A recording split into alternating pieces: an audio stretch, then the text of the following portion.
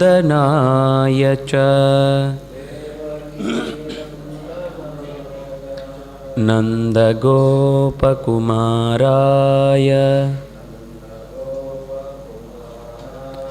गोविन्दाय नमो नमः।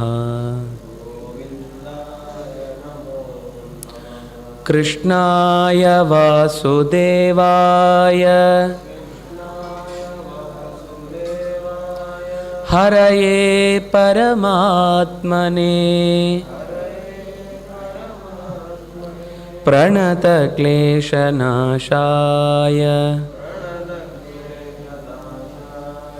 गोविन्दाय नमो नमः।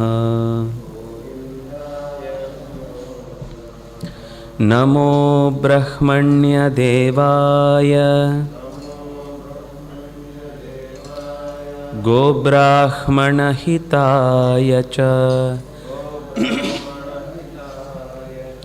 जगद्धिताय कृष्णाय गोविन्दाय नमो नमः।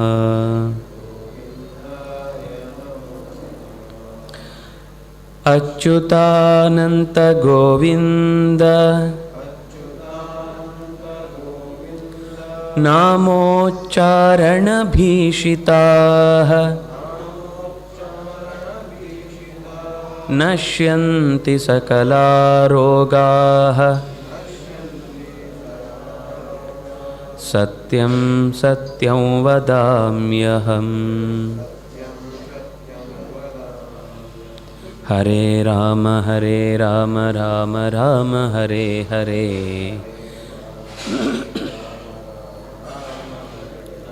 हरे कृष्ण कृष्ण कृष्ण हरे हरे।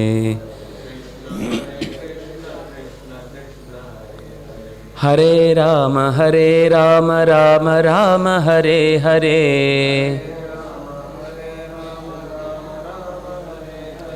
हरे कृष्ण कृष्ण कृष्ण हरे हरे। श्री कृष्णाय नमः। श्री कृष्णाय नमः। श्री कृष्णाय नमः। ओम जन्माद्यस्य यतोऽन्वयादितरतश्चार्थेष्वभिज्ञस्वराट् तेने ब्रह्महृदाय आदिकवये मुह्यन्ति यं सूरयः। तेजो वारिमृदां यथा विनिमयो यत्र त्रिसर्गो मृषा धाम्ना स्वेन सदा निरस्तकुहकं सत्यं परं धीमहि। सृष्टिस्थित्यप्ययेहा नियतिदृशितमो बन्धमोक्षाश्च यस्मात् अस्य श्रीब्रह्मरुद्रप्रभृतिसुरनरद्वीषशत्रुवात्मकस्य विष्णोर्व्यस्ताः समस्ताः सकलगुणनिधिः सर्वदोषो व्यपेतः पूर्णानन्दो व्ययो यो गुरुरपि परमः चिन्तये तं महान्तं। यं प्रव्रजन्तमनुपेतमपेतकृत्यं द्वैपायनो विरहकातर आजुहाव पुत्रेति तन्मयतया तरवोऽपि नेदुस्तं सर्वभूतहृदयं मुनिम् आनतोऽस्मि। स्वस्त्यस्तु सतां। हरिः ಓಂ. ಕೃಷ್ಣ ಮುಖ್ಯ ಪ್ರಾಣರಲ್ಲಿ ಪೊಡಮಟ್ಟು ಶ್ರೀಪಾದರನ್ನು ನಮಿಸುತ್ತಾ ಭಾಗವತದ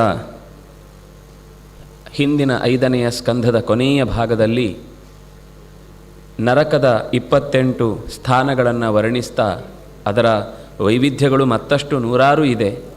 ಆದರೂ ದೋಷಗಳನ್ನು ಗುರುತಿಸಿ ಇಂಥ ಪಾಪಗಳು ಅಂತ ಇಷ್ಟು ಕಠೋರವಾದ ರೀತಿಯ ನಿರೂಪಣೆಗಳನ್ನು ಮಾಡಿದಾಗ ಅದನ್ನು ನೋಡಿಕೊಂಡವನಿಗೆ ನಾವು ಮುಂದೆ ಬದುಕಲಿಕ್ಕೆ ಅರ್ಹರಲ್ಲ ಅನ್ನುವಷ್ಟು ವ್ಯಥೆಗೆ ಈಡಾಗುವಂತಹ ಸ್ಥಿತಿಯನ್ನು ಗಮನಿಸಿ, ಹಾಗಿದ್ದರೆ ಈ ಕರ್ಮಗಳಿಂದ ಪಾರಾಗುವ ಬಗೆ ಹೇಗೆ, ಇಂತಹ ದುಸ್ಥಿತಿಗಳಿಂದ ಪಾರಾಗುವುದಾದರೂ ಹೇಗೆ ಅಂತ ಕೇಳುವ ನಿಟ್ಟಿನಲ್ಲಿ 6ನೆಯ ಸ್ಕಂಧ ಆರಂಭಗೊಳ್ಳುತ್ತೆ. ಶುಕಾಚಾರ್ಯರು ಆ ಪ್ರಶ್ನೆಗಳಿಗೆ ಉತ್ತರವನ್ನು ಕೊಡ್ತಾ, ದೃಷ್ಟಶ್ರುತಾಭ್ಯಾಂ ಯತ್ಪಾಪಂ ಜನಮಪ್ಯಾತ್ಮನೋ ಹಿತಂ ಕರೋತಿ ಭೂಯೋ ವಿವಶಃ ಪ್ರಾಯಶ್ಚಿತ್ತಂ ಅಥೋ ಕಥಂ. ರಾಜನ ಪ್ರಶ್ನೆ ಇದ್ದದ್ದು, ನೋಡಿ ಕೇಳಿ ನಿರಂತರ ನಾವು ನಮ್ಮ ಪರಿಸರದಲ್ಲಿದ್ದವರ ಎಲ್ಲರ ನಡುವೆ ಗಮನಿಸ್ತಾ ಇರುವುದು ಏನು ಅಂದರೆ, ಆತ್ಮನಃ ಅಹಿತಂ, ಅದು ನಿಜವಾಗಿ ತನಗೆ ಅತ್ಯಂತ ಅಹಿತವಾದದ್ದು.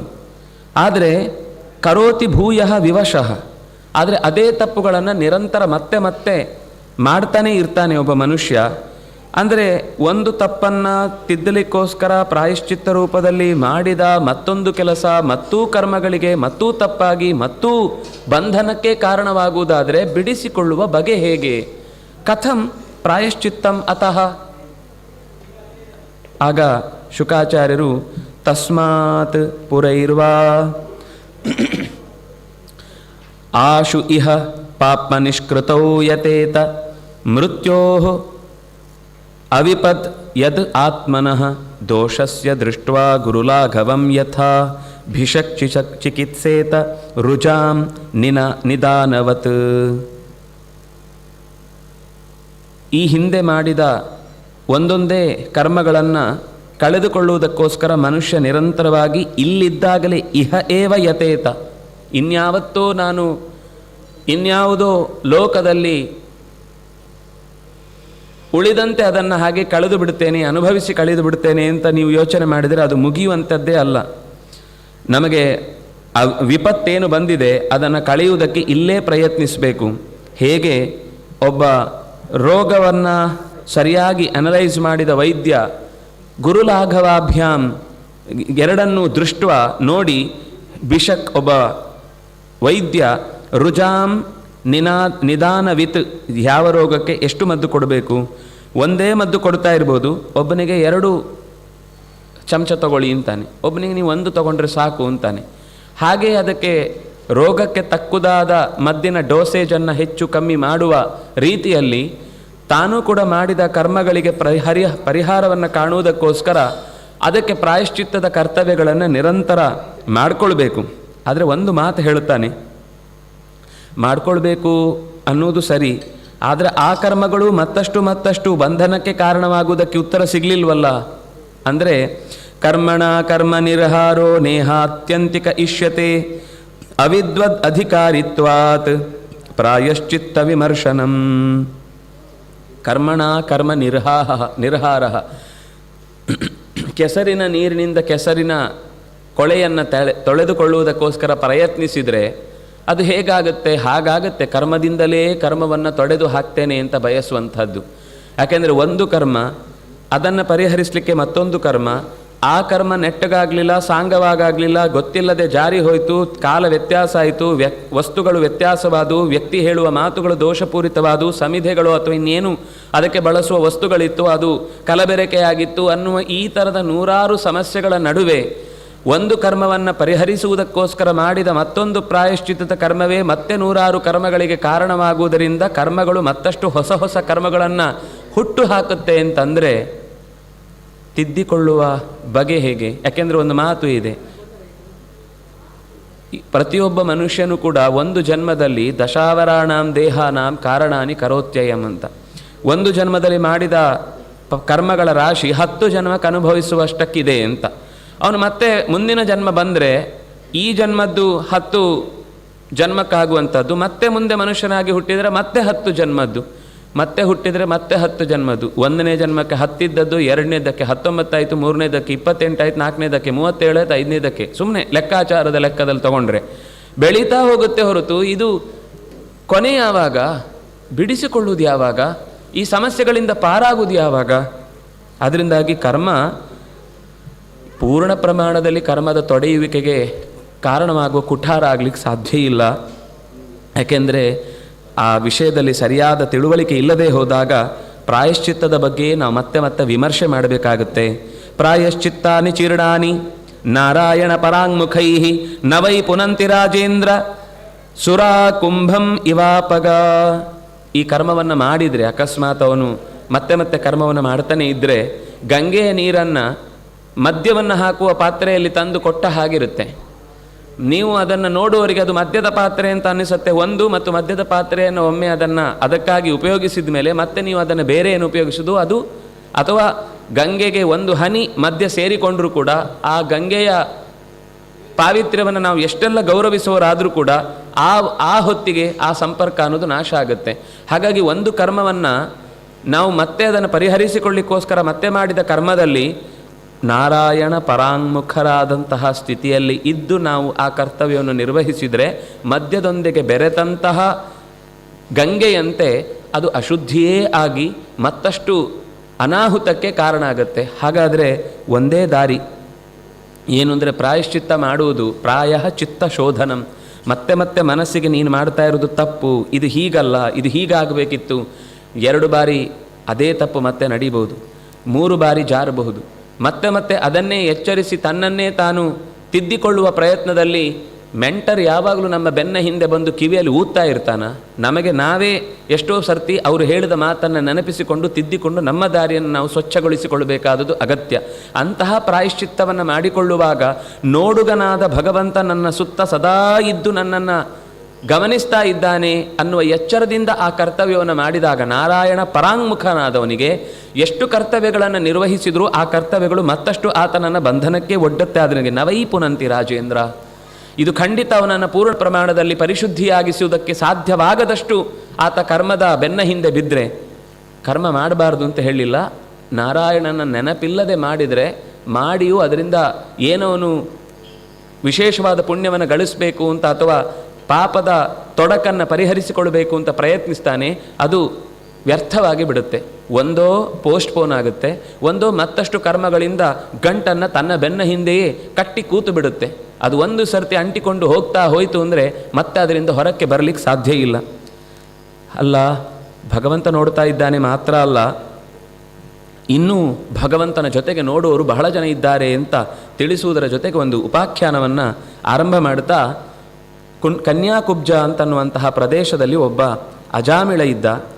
ಅಜಾಮಿಳ ಒಳ್ಳೆಯ ಮನೆತನದ ಕುಲದಿಂದಲೂ ಉನ್ನತವಾದ ಹೆಸರಿತ್ತು. ಗುರುಕುಲದಲ್ಲಿ ಅಧ್ಯಯನ ಮಾಡಿ ಒಳ್ಳೆಯ ಮಡದಿಯ ಜೊತೆಗೆ ಬದುಕನ್ನು ಸಾಗಿಸ್ತಾ ಇದ್ದವನು. ಸಹಜವಾಗಿ ಒಂದು ಸಾಂಪ್ರದಾಯಿಕ ಕುಟುಂಬವಾಗಿ ಮನೆಯಲ್ಲಿ ಎಲ್ಲರ ಜೊತೆಗೆ ಬೆರೆತು ಮಾತನಾಡುವಂತಹ ಸ್ಥಿತಿಯಲ್ಲಿ ಇದ್ದಾಗಲೂ ಅವನ ಮನಸ್ಸಿನಲ್ಲಿ ಎಲ್ಲೋ ಇದ್ದ ಒಂದು ಅಳುಕು ಇನ್ನೆಲ್ಲೋ ಅದು ಹೊರಕ್ಕೆ ವ್ಯಕ್ತವಾಯಿತು.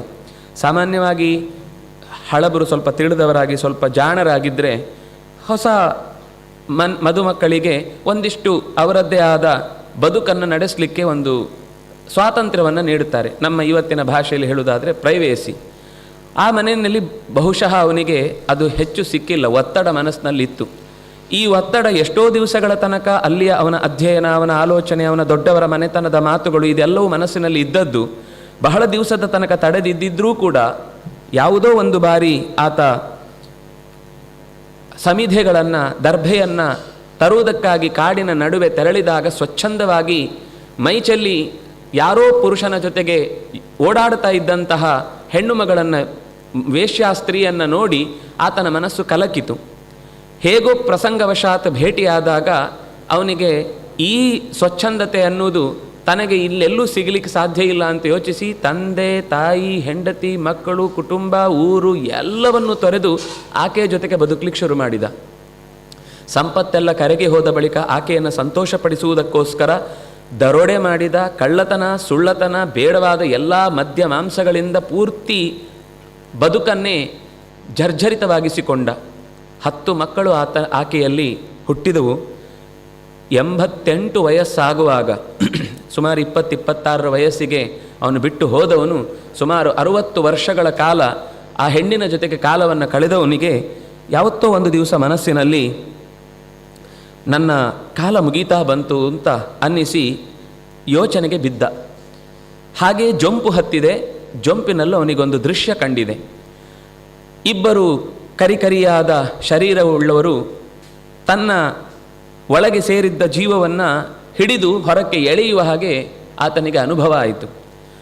ಗಾಬರಿಯಿಂದ ಅಲ್ಲೇ ಅಷ್ಟು ಹೊತ್ತು ಓಡಾಡ್ತಾ ಇದ್ದ, ಇನ್ನೂ ಅದು ಮನೆಯಿಂದ ಹೊರಕ್ಕೆ ಹೋಗುವ ಮಗು ಅಲ್ಲ, ಅಲ್ಲೇ ಆಟಾಡ್ತಾ ಇದ್ದ ಮಗು. ಆ ಮಗುವಿನ ಯಾರು ಕಾಣಲಿಲ್ಲ, ನೆನಪಾಗಿದ್ದು ಆ ಮಗು. ನಾರಾಯಣ ಅಂತ ಆ ಮಗುವನ್ನು ಕರೆದ. ದೈವವಶಾತ್ ಅವನ ಪೂರ್ವದ ಜನ್ಮದ ಅಥವಾ ಆ ಹಿಂದಿನ ಅಧ್ಯಯನದ ಸಂಸ್ಕಾರದ ಬಲದಿಂದ ಭಗವಂತನ ನೆನಪು ಆಯಿತು. ನಾರಾಯಣ ಅಂತ ಕರೆದದ್ದು ಆ ಮಗುವನ್ನಾದರೂ ನೆನಪು ಮನಸ್ಸಿನಲ್ಲಿ ಭಗವಂತನಲ್ಲಿ ಲೀನ ಆಯಿತು. ಅತ್ಯಂತ ಗಾಢವಾಗಿ ಭಕ್ತಿಯಿಂದ ನಾರಾಯಣ ನಿನ್ನನ್ನು ಹೊರತು ನನ್ನನ್ನು ಪೊರೆಯುವವರು ಯಾರಿದ್ದಾರೆ ಅಂತ ಪ್ರಾರ್ಥಿಸಿದ ತಕ್ಷಣವೇ ಎಳೆದಾಡ್ತಾ ಇದ್ದವರನ್ನು ತಡಿಲಿಕ್ಕೆ ಮತ್ತೆ ಬೆಳಕಿನ ಪುಂಜಗಳೆನ್ನುವಂತೆ ಮತ್ತೆ 4 ಜನ ಭಗವಂತನಂತೆ ಶಂಖಚಕ್ರ ಗದಾ ಪದ್ಮಧಾರಿಗಳಾಗಿ ಅತ್ಯಂತ ಚಂದದ ರೂಪದಿಂದ ಕೂಡಿದವರು ಇವರನ್ನು ತಡೆದು ನಿಲ್ಲಿಸಿದರು. ನಿಲ್ಲಿಸಿ, ನಿಮಗೆ ಇವರನ್ನು ಕರ್ಕೊಂಡು ಹೋಗುವ ಅರ್ಹತೆ ಇಲ್ಲ, ಅಧಿಕಾರ ಇಲ್ಲ, ಇವರನ್ನು ಬಿಡಿ ಅಂತ. ಯಾಕೆಂದರೆ ಇವನು ನಾರಾಯಣನ ಸ್ಮರಣೆ ಮಾಡಿದ್ದಾನೆ. ಇವನು ಮಾಡಿರ್ಬೋದು, ಇವನು ಗೋಘ್ನನಾಗಿರ್ಬೋದು, ಸುರಾಪಾನ ಮಾಡಿರ್ಬೋದು, ಇನ್ನೇನೇನೋ ಅನರ್ಥಗಳನ್ನು ಮಾಡಿರ್ಬೋದು. ಆದರೂ ಅವನ ಮನಸ್ಸಿನಲ್ಲಿ ಭಗವಂತನನ್ನು ಹೊರತಾದ ಮತ್ತಾರೂ ಕೂಡ ನನ್ನನ್ನು ರಕ್ಷಿಸೋರಿಲ್ಲ ಅನ್ನುವ ಅನನ್ಯವಾದ ಭಕ್ತಿಯಿಂದ ಭಗವಂತನನ್ನು ಪ್ರಾರ್ಥಿಸಿದ್ದಾನೆ. ಅದರಿಂದಾಗಿ ನೀವು ಇವನನ್ನು ಮುಟ್ಟುವ ಹಾಗಿಲ್ಲ. ಅವರಿಬ್ಬರಲ್ಲಿ ಮಾತುಕತೆಗಳು ನಡೀತಾವೆ. ಅದು ಹೇಗೆ ನೀವು ಇವರನ್ನು ಬಿಟ್ಟುಕೊಡ್ತೀರಿ, ಬೇಕಾದರೆ ಯಮಧರ್ಮನನ್ನೇ ನೀನು ಕೇಳು ಅಂತ ಹೇಳಿ ಕಳುಹಿಸಿದರೆ ದೂತರು ಬಂದು ಜಗಳ ಆಡ್ತಾರೆ. ಏನಪ್ಪ ನಿಮ್ಮ ವ್ಯವಸ್ಥೆಗಳೇ ಅರ್ಥ ಆಗಲಿಲ್ಲ. ಕಿಂತು ಶಾಸ್ತ್ರ ಬಹುತ್ವೇ ಸ್ಯಾತ್ ಬಹೂನಾಂ ಇಹ ಕರ್ಮಿಣಾಂ ಶಾಸ್ತ್ರತ್ವಂ ಉಪಚಾರೋಹಿ ಯಥಾ ಮಂಡಲವರ್ತಿನಾಂ. ಸುಮ್ಮನೆ ಈ ಕೆಲವೊಮ್ಮೆ ಮಂಡಲದ ಅಧಿಕಾರಿಗಳು ಅಂತಿರ್ತಾರೆ, ಎಲ್ಲ ರಾಜ ಹೇಳಿದಾಗೆ ನಡೀತಾ ಇರುತ್ತೆ. ಆದರೆ ಸುಮ್ಮನೆ ಅವರಿಗೆ ಮಧ್ಯದಲ್ಲಿ ಬೇರೆಯವರಿಗೆ ಹೇಳಿದ ಹಾಗಿರುತ್ತೆ. ನಮ್ಮ ಪರಿಸ್ಥಿತಿ ಈ ಇಡೀ ಮೃತ್ಯುವಿನ ವ್ಯವಸ್ಥೆಯಲ್ಲಿ ನೀನು ತಾನೇ ಎಲ್ಲವನ್ನು ಅಧಿಕಾರವಾಗಿ ನೋಡಿಕೊಳ್ಳುವುದು, ಯಾರನ್ನು ಕರ್ಕೊಂಡು ಬರಬೇಕು, ಹೇಗೆ ಕರ್ಕೊಂಡು ಬರಬೇಕು, ಏನು ಮಾಡಬೇಕು ಅಂತ. ನಾವು ಹೋದರೆ ನಮ್ಮಕ್ಕಿಂತ ಯಾರೋ ಹಿರಿಯರಂತೆ, ನಮ್ಮಕ್ಕಿಂತ ಯಾರೋ ದೊಡ್ಡವರಂತೆ ಅವರು ಬಂದು, ಶಾಸ್ತ್ರಗಳು ಬಹುಜನ ಆದರೆ ಜಗತ್ತಿನ ವ್ಯವಸ್ಥೆಯನ್ನು ನಡೆಸಲಿಕ್ಕೆ ಸಾಧ್ಯ ಆಗುವುದಿಲ್ಲ. ಎಲ್ಲರೂ ಬಂದು ಅವರವರ ತಲೆ ಪಾರ್ಪತ್ಯಗೆ ಮಾಡಿಕೊಂಡು ಕೂತರೆ ನಾವು ನಮ್ಮ ಅಧಿಕಾರವನ್ನು ಸರಿಯಾಗಿ ಚಲಾಯಿಸುವುದು ಎಲ್ಲಿ ಅಂತ ಅವರು ಯಮನ ಹತ್ರ ಪ್ರಶ್ನೆಗಳನ್ನು ಕೇಳ್ತಾರೆ. ಹೀಗೆ ಬಂದಿದ್ದರು, ನಮ್ಮನ್ನು ತಡೆದು ಕಳಿಸಿಬಿಟ್ರು ಅಂತ. ಆಗ ಈ ಮಾತಿನ ಮಧ್ಯದಲ್ಲಿ ಒಂದು ಎಲ್ಲವನ್ನು ನೋಡುವಂತಹ ಅನೇಕ ಜನರಿರ್ತಾರೆ. ಇವನು ಏನೇನು ತಪ್ಪು ಮಾಡಿದ್ದಾನೆ, ಅವನು ತಪ್ಪು ಮಾಡಿರುವುದನ್ನು ನಾವು ಮಾತ್ರ ಹೇಳುವುದಲ್ಲ, ಇಡೀ ಜಗತ್ತು ಹೇಳುತ್ತೆ. ಅವನನ್ನು ನೋಡಿದ ಶಕ್ತಿಗಳು ಸೂರ್ಯ, ಅಗ್ನಿ, ಖಂ, ಮರುತ್, ಗಾವಹ, ಸೋಮಃ, ಸಂಧ್ಯಾ, ಆಮೇಲೆ ದಿಶಃ, ಅಹನಿ, ಕಾಲಹ, ಸ್ವಯಂ ನೀನು ಕೂಡ ಅದನ್ನು ನೋಡಿದ್ದಿ. ಇಷ್ಟಿದ್ರೂ ಕೂಡ ಧರ್ಮಸ್ಯ ಸಾಕ್ಷಿಗಳಾಗಿ ನಾವೆಲ್ಲರೂ ಇದ್ದರೂ ಕೂಡ ಅವನು ಅಧರ್ಮ ಮಾಡಿದ್ದಾನೆ ಅಂತ ಹೇಳಲಿಕ್ಕೆ, ಧರ್ಮವನ್ನು ಮಾಡಿಲ್ಲ ಅಂತ ಉಸಿರ್ಲಿಕ್ಕೆ ಇದ್ದರೂ ಕೂಡ ಅವ್ರು ಬಂದು ತಡೆದು ನಮ್ಮನ್ನು ಮುಂದುವರಿಲಿಕ್ಕೆ ಬಿಡಲಿಲ್ಲ. ನಾವು ಏನು ಮಾಡಬೇಕೀಗ ಅಂತ ಹೀಗೆ ಅವರು ವ್ಯಥೆಯನ್ನು ತೋಡುತ್ತಾರೆ. ಆಗ ಭಗವಂತನ ಉತ್ಕರ್ಷವನ್ನು ಮಾತಾಡ್ತಾ ಅವನು ಹೇಳುತ್ತಾನೆ, ಪರೋ ಮದನ್ಯೋ ಜಗತಸ್ತಶ್ಚ ಓತಂ ಪ್ರೋತಂ ಪಟವದ್ಯತ್ರ ವಿಶ್ವಂ ಅಹಂ ಮಹೇಂದ್ರೋ ನಿರತಿಃ ಪ್ರಚೇತಾಃ ಸೋಮಾಗ್ನಿರೀಶೋ ಪವನೋರ್ಕ ವಿರಿಂಚಃ ಯಸ್ಯೇ ಹಿತಂ ನ ವಿದುಸ್ ಸೃಷ್ಟಮಾಯಾಃ ಸ್ಪೃಷ್ಟಮಾಯಾಃ ಸತ್ವಪ್ರಧಾನ ಅಪಿ ಕಿಂ ತತೋನ್ಯೇ ಮತ್ ಅನ್ಯಃ ಜಗತಃ ತಸ್ಥುಷಶ್ಚ ಪರಃ. ನನಗಿಂತ ಬೇರೆಯಾದ ಎತ್ತರದಲ್ಲಿರುವ ಎಲ್ಲ ಶಕ್ತಿಗಳನ್ನು ಮೀರಿದ ಒಬ್ಬ ಚಲಿಸುವ ಚಲಿಸದ ಎಲ್ಲ ವಸ್ತುಗಳನ್ನು ನಿಯಂತ್ರಿಸುವ ಒಬ್ಬ ಶಕ್ತಿ ಇದ್ದಾನೆ. ಅವನೇ ಓತಪ್ರೋತವಾಗಿ ಸೂತ್ರೇ ಮಣಿಗಣ ಇವ ಅನ್ನುವಂತೆ ಹೆಣೆದುಕೊಂಡಿದ್ದಾನೆ. ಹೇಗೆ ಬಟ್ಟೆಗಳಲ್ಲಿ ತಂತು ಅಡ್ಡಕ್ಕೂ ಉದ್ದಕ್ಕೂ ಚೆನ್ನಾಗಿ ಒಂದರೊಳಗೆ ನಮಗದು ಎಲ್ಲೂ ಕೂಡ ಇದು ಇಲ್ಲಿಂದ ಸೇರಿಕೊಂಡಿದೆ ಅಂತ ವಿಷಯನೇ ಗೊತ್ತಾಗಲ್ಲ. ನಮಗೊಂದು ನೇರವಾಗಿ ಮುಚ್ಚಲಿಕ್ಕಾಗುವ ಹೊದಿಲಿಕ್ಕಾಗುವ ಬಟ್ಟೆ ಅಂತ ಮಾತ್ರ ಅನಿಸುತ್ತೆ ಹೊರತು ಅದರಲ್ಲಿ ಪ್ರತಿ ಒಂದು ಸಣ್ಣ ಸಣ್ಣ ಎಳೆಯಲ್ಲೂ ಆ ಇಡೀ ಬಟ್ಟೆಯ ವಿಶಿಷ್ಟವಾದ ಬಣ್ಣ, ಅದರ ಆಕೃತಿ, ಅದರ ದಪ್ಪ, ಅದು ಇನ್ನೆಲ್ಲವೂ ಕೂಡ ಸೇರಿಕೊಂಡಿದೆ ಅಂತ ಅನ್ನೋದು ಗೊತ್ತಾಗುವುದಿಲ್ಲ. ಆದರೆ ಹಾಗೆ ಈ ಇಡೀ ಜಗತ್ತನ್ನು ಪಟವತ್, ಜಗತ್ತಿನ ಎಲ್ಲವನ್ನು ಓತಪ್ರೋತವಾಗಿ ಸೇರಿಕೊಂಡ ಓಂಕಾರ ರೂಪ ವಿಶ್ವದ ಪ್ರತಿಯೊಂದರ ಆಳ ಅವನೇ ಆಗಿದ್ದಾನೆ. ಅವನು ವಿಶ್ವಶಬ್ದ ವಾಚ್ಯನೂ ಹೌದು. ಯಾಕೆಂದರೆ ಯದಧೀನ ಯಸ್ಯ ಸತ್ತ, ಯಾರ ಅಧೀನದಲ್ಲಿ ಯಾವುದರ ನಿಯಂತ್ರಣ ಇರುತ್ತೋ, ಯಾರ ಅಡಿಯಲ್ಲಿ ಇಡೀ ಜಗತ್ತಿನ ಎಲ್ಲ ಆಗುಹೋಗುಗಳು ನಡೆಯುತ್ತೋ ಅವನನ್ನು ಆ ಹೆಸರಿನಿಂದನೇ ಕರೀತಾರೆ. ಅವನನ್ನು ವಿಶ್ವ ಅಂತ ಕರೆಯುವುದು ಅದಕ್ಕೇನೆ. ಅಹಂ ನಾನಾಗಲಿ, ಮಹೇಂದ್ರ ಇಂದ್ರನಾಗಲಿ, ನಿರತಿ ಪ್ರಚೇತರು, ಸೋಮ ಅಗ್ನಿ ಈಶ ಅಂದರೆ ರುದ್ರದೇವ, ಪ್ರಾಣ ಅರ್ಕನಾದಂತಹ ಸೂರ್ಯ, ವಿರಿಂಚ ಸ್ವತಃ ಚತುರ್ಮುಖ, ಯಸ್ಯ ಈಹಿತುಂ ನ ವಿದುಹು, ಅವನ ನಿಜವಾದ ನಡೆ ಏನು, ಅವನನ್ನು ಮೀರ್ಲಿಕ್ಕೆ ನಮಗೆ ಯಾರಿಗೂ ಸಾಧ್ಯ ಇಲ್ಲ. ಅವನ ಯೋಚನೆ ಏನು ಇದು ಗೊತ್ತಾಗುವುದಿಲ್ಲ. ನೀನು ಕೇಳಿದ್ದೇನು, ಅವ್ರ ದೂತರು ಯಾರೋ ಬಂದವರು, ವಿಷ್ಣುವಿನ ದೂತರಾದವರು ಏನು ಮಾಡ್ತಾರೆ ಅಂತ, ಯಾಕೆ ಆ ನಿರ್ಧಾರ ಮಾಡ್ತಾರೆ ಅಂತ ಎಲ್ಲವನ್ನೂ ನಾವು ಅರಿತುಕೊಂಡು ಅವನ ಬಗ್ಗೆ ಇಲ್ಲಿಯ ತನಕ ಎಲ್ಲರೂ ನಮ್ಮ ನಡುವೆ ಪ್ರಶ್ನೆಗಳನ್ನು ಮಾಡಿಕೊಂಡು ತಿಕ್ಕಿ ತೀಡಿ ಹೊಳೆದ ಸಂಗತಿ ಅವನು ಬೆಳಕಿನ ಸ್ವರೂಪ, ನಮ್ಮನ್ನು ಮೀರಿದವನು ಅಂತ ಅಷ್ಟೇ ಹೊರತು ಅವನು ಏನು ಅಂತ ಪೂರ್ಣವಾಗಿ ಅರಿತುಕೊಳ್ಳುವುದು ನಮ್ಮಿಂದಲೂ ಸಾಧ್ಯವಾಗದೇ ಇರುವ ಸಂಗತಿ. ನಾವೆಲ್ಲ ಅವನ ಮಾಯೆಯಿಂದ ಸ್ಪೃಷ್ಟರಾದವರು, ಅವನ ಬಲೆಯಲ್ಲಿ ಸಿಲುಕಿಕೊಂಡವರು. ಸತ್ವದಿಂದ ಪ್ರಧಾನರಾಗಿದ್ದರೂ ಕೂಡ ಸತ್ವಪ್ರಧಾನಾ ಅಪಿ ನಾವು ಅವನನ್ನು ನಾವ್ಯಾರೂ ಕೂಡ ಅವನನ್ನು ತಿಳಿಲಿಕ್ಕೆ ಆಗ್ತಾ ಇಲ್ಲ. ಕಿಂ ತತಃ ಅನ್ಯೇ, ಇನ್ನು ಉಳಿದ ನೀವೆಲ್ಲ ಸಾಮಾನ್ಯ ಇದರ ಬಗ್ಗೆ ಏನು ಚರ್ಚೆ ಮಾಡಿ ಅವ್ರು ಮಾಡಿದ್ದು ಸರಿ ಇವ್ರು ಮಾಡಿದ್ದು ತಪ್ಪು ಅಂತ ನಮಗೆ ಆ ಸ್ಥಾನವೇ ಇಲ್ಲ. ಅವನು ಮಾಡುವ ಯೋಚನೆಗಳು ಎಷ್ಟು ಎತ್ತರದ್ದು ಅಂತನ್ನುವ ಯೋಚನೆಯಾಗೆ ಹತ್ತಿರಕ್ಕೂ ಹೋಗಲಿಕ್ಕೆ ಸಾಧ್ಯವಿಲ್ಲದ ಎಳೆಯರು ಅನ್ನುವ ದೃಷ್ಟಿಯಿಂದ ನೀವು ಅದರ ಬಗ್ಗೆ ಮಾತಾಡಬೇಡಿ. ಸ್ವಯಂಭೂರ್ನಾರದ ಶಂಭು ಕುಮಾರಃ ಕಪಿಲೋ ಮನು ಪ್ರಹ್ಲಾದೋ ಜನಕೋ ಭೀಷ್ಮ ಬಲಿ ವೈಯಾಸಿಕಿರುವಯಂ ದ್ವಾದಶ ಏತೆ ವಿಜಾನೀಮಃ. ಧರ್ಮವನ್ನು ನಾವಿಷ್ಟು ಜನ ತಿಳಿದಿದ್ದೇವೆ. ಸ್ವಯಂಭೂ ಭಗವಂತ, ಚತುರ್ಮುಖ, ನಾರದ, ಸ್ವತಃ ರುದ್ರದೇವ, ಕುಮಾರನಾದ ಸ್ಕಂದ, ಕಪಿಲ ಮಹರ್ಷಿ, ಮನು ಅಂತಂದಾಗ ಮನ್ವಂತರದ ಅಧಿಪತಿ ಸ್ವಯಂಭುವ, ಪ್ರಹ್ಲಾದ, ಜನಕ, ಭೀಷ್ಮ, ಬಲಿ, ವೈಯಾಸಕೇಂದ್ರ, ಶುಕಾಚಾರ್ಯರು, ವಯಂ. ನಾವು ಇಷ್ಟು ಜನ ಮಾತ್ರ ಧರ್ಮದ ಸ್ವಲ್ಪ ಸೂಕ್ಷ್ಮವನ್ನು ಅರಿತು ಯಾವುದು ಧರ್ಮ ಯಾವುದು ಅಧರ್ಮ ಅಂತ ನಿಮ್ಮ ಮುಂದೆ ಬಿಚ್ಚಿಡಲಿಕ್ಕೆ ಸಮರ್ಥರು. ಅದು ಕೂಡ ಸರ್ವವನ್ನು ಅಂತ ನಾವು ಹೇಳ್ತಾ ಇಲ್ಲ. ಲೋಕದ ನಿಯಮವನ್ನು ಈ ರೀತಿ ಭಗವಂತ ರೂಢಿಸಿದ್ದಾನೆ ಅಂತ ಅನ್ನೋದನ್ನು ನಿಮಗೆ ಹೇಳಬಲ್ಲೆವಷ್ಟೇ. ಅದರಿಂದಾಗಿ ನಮ್ಮ ಯೋಚನೆಯಲ್ಲಿ ಭಗವಂತನ ಅರಿವು ಅನ್ನೋದು ಬಹಳ ಕಷ್ಟ. ಶೃಣ್ವತೋ ಗೃಣತೋ ವೀರ್ಯಾಣ್ಯುದ್ದಾಮಾನಿ ಹರೇರ್ಮುಹು ಯಥಾಶು ಜಾತಯ ಭಕ್ತ್ಯಾ ಶುದ್ಧೇದಾತ್ಮ ನ ವ್ರತಾದಿಭಿಃ. ಅದರಿಂದಾಗಿ ಕರ್ಮವನ್ನು ಕಳ್ಕೊಳ್ಳಿಕ್ಕೆ, ಅವರು ಮಾಡಿದ ಕರ್ಮಗಳನ್ನೆಲ್ಲವನ್ನು ಕಳ್ಕೊಳ್ಳಿಕ್ಕೆ ಸಾಧ್ಯ ಆಗುವುದು ಭಗವಂತನ ಶೃಣ್ವತಃ ಗೃಣತಃ, ನಿರಂತರ ಕೇಳುವುದು, ಕೇಳಿದ್ದನ್ನು ಮನಸ್ತುಂಬಿ ಯಾರು ಕೇಳ್ತಾರೋ ಅದಕ್ಕೆ ವೇದಿಕೆನೇ ಆಗಬೇಕು, ಯಾವುದೋ ಸ್ಟೇಜಲ್ಲೇ ಮಾತಾಡಬೇಕು ಇಲ್ಲ. ಯಾರೋ ನಮ್ಮ ಸುತ್ತಮುತ್ತ ಏನೇನೋ ಹಡೆಪಟ್ಟಾಂಗ ಮಾಡುವುದಕ್ಕಿಂತ, ಬೇಡವಾದ ಚಿಂತನೆಗಳನ್ನು ಕೇಳುವುದಕ್ಕಿಂತ ಅತ್ಯಂತ ಸಹಜವಾಗಿ ಒಳ್ಳೆಯ ವಿಷಯಗಳನ್ನು, ಉದ್ದಾಮಾನಿ ಹರೇಹೆ ವೀರ್ಯಾಣಿ, ಅತ್ಯಂತ ಉತ್ತಮವಾದಂತಹ ಎತ್ತರದ ಸ್ಥಿತಿಯಲ್ಲಿರುವ ಭಗವಂತನ ಚಿಂತನೆಯನ್ನು ಮುಹುಹು ಮತ್ತೆ ಮತ್ತೆ ಯಾವ ಚಿಂತನೆ ಮಾಡುವುದರಿಂದ ಮನಸ್ಸು ತಲ್ಲೀನವಾಗಿ ಭಕ್ತಿಯಿಂದ ಆಶು ಬೇಗನೆ ಅವನೇ ನನ್ನ ಒಡೆಯ, ಅವನನ್ನು ಹೊರತುಪಡಿಸಿ ನನಗೆ ಇನ್ನಾವುದೂ ಕೂಡ ರಕ್ಷಣೆಯ ವಸ್ತುವಲ್ಲ, ನನ್ನನ್ನು ರಕ್ಷಿಸುವ ವಸ್ತು ಇಲ್ಲ ಅಂತ ಭಾವಿಸಿ ಯಾವಾಗ ಅವನು ಯೋಚನೆ ಮಾಡಿ ಪ್ರತಿಯೊಂದು ಚಟುವಟಿಕೆಯಲ್ಲಿ ತೊಡಗ್ತಾನೋ ಆಗಲೇ ಅವನು ಶುದ್ಧತಿ, ಅವನೇ ಆ ಕಾರಣದಿಂದಲೇ ಶುದ್ಧನಾಗ್ತಾನೆ ಹೊರತು ನಾವು ವ್ರತಾದಿಭಿಹಿ.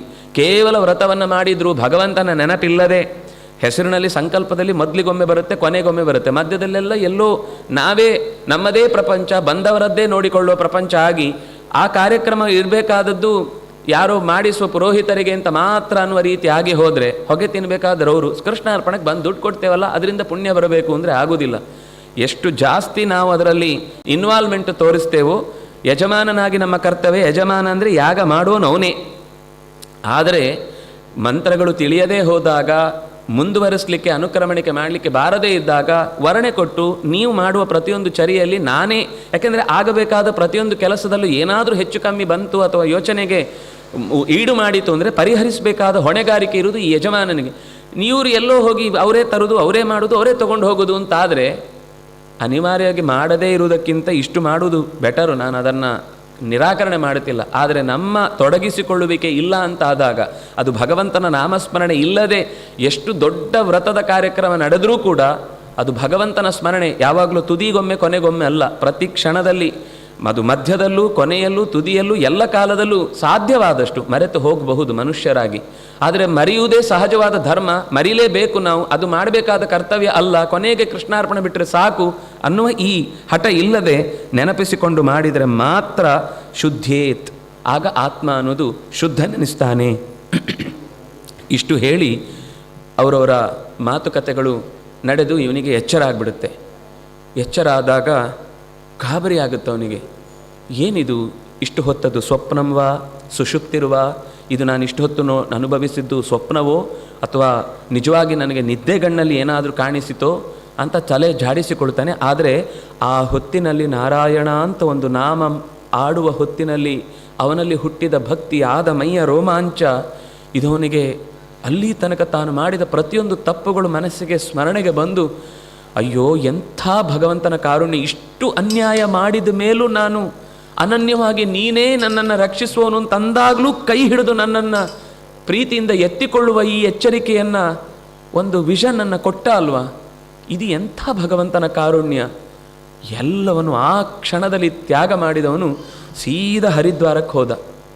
ಅಲ್ಲಿ ತ್ರಿವಿಕ್ರಮನ ದೇವಸ್ಥಾನದಲ್ಲಿ ಯೋಗಿಗಳನ್ನು ಜೊತೆಗಿರಿಸಿಕೊಂಡು ತಾನು ಯೋಗಾಭ್ಯಾಸದಲ್ಲಿ ತೊಡಗಿದ. ಸ್ವತಃ ತನ್ನ ಕಲಿತ ವಿಷಯಗಳನ್ನು 60 ವರ್ಷದ ಹಿಂದೆ ಏನೇನು ಕಲಿತದ್ದೆಲ್ಲ ಮರೆತಿದ್ನೋ ಅದನ್ನು ಮತ್ತೆ ನೆನಪಿಸಿಕೊಂಡು ಯೋಗದ ಸಾಧನೆಯ ಮಾಡುತ್ತಾ ಭಗವಂತನನ್ನು ಅನನ್ಯವಾಗಿ ಭಕ್ತಿ ಮಾಡ್ತಾ ನಿತ್ಯ ಗಂಗೆಯಲ್ಲಿ ಸ್ನಾನ, ಅಲ್ಲಿ ಬಂದ ದೊಡ್ಡವರ ಪಾದ ಸೇವೆ, ಅವರ ಪಾದದಲ್ಲಿ ಉರುಳಿ ಸೇವೆ ಮಾಡಿ ಅವರು ಹೇಳುವ ಸಂಗತಿಗಳನ್ನೆಲ್ಲ ಕೇಳಿಸಿಕೊಂಡು ಸಾಧ್ಯವಾಗುವಷ್ಟು ಅವರಿಗೆ ಅನುಕೂಲವನ್ನು ಒದಗಿಸಿಕೊಟ್ಟು ತನ್ನೊಳಗೆ ತಾನು ಧ್ಯಾನವನ್ನು ಮಾಡ್ತಾ 10 ವರ್ಷಗಳ ಕಾಲ ಅಜಾಮಿಳ ಕಾಲ ಆ ವ್ರತವನ್ನು ಮಾಡಿ, ಇನ್ನೂ ನನ್ನ ದೇಹದಿಂದ ಹೆಚ್ಚು ಸಾಧನೆ ಮಾಡಲಿಕ್ಕಾಗುವುದಿಲ್ಲ. ಹೋದದ್ದೇ ಅವನು 88ರ ವಯಸ್ಸಲ್ಲಿ, 98ರ ತನಕ ಹೀಗೆ 10 ವರ್ಷ ನಿರಂತರ ದೇಹವನ್ನು ದಂಡಿಸಿ ಆಮೇಲೆ ದೇಹವನ್ನು ತ್ಯಾಗ ಮಾಡುವುದಕ್ಕೋಸ್ಕರ ಸಿದ್ಧನಾದಾಗ ದೇವತೆಗಳ ವಿಷ್ಣುದೂತರ ವಿಮಾನ ಅಲ್ಲಿ ಬಂದು ಕಾಯ್ತಾ ಇದೆ.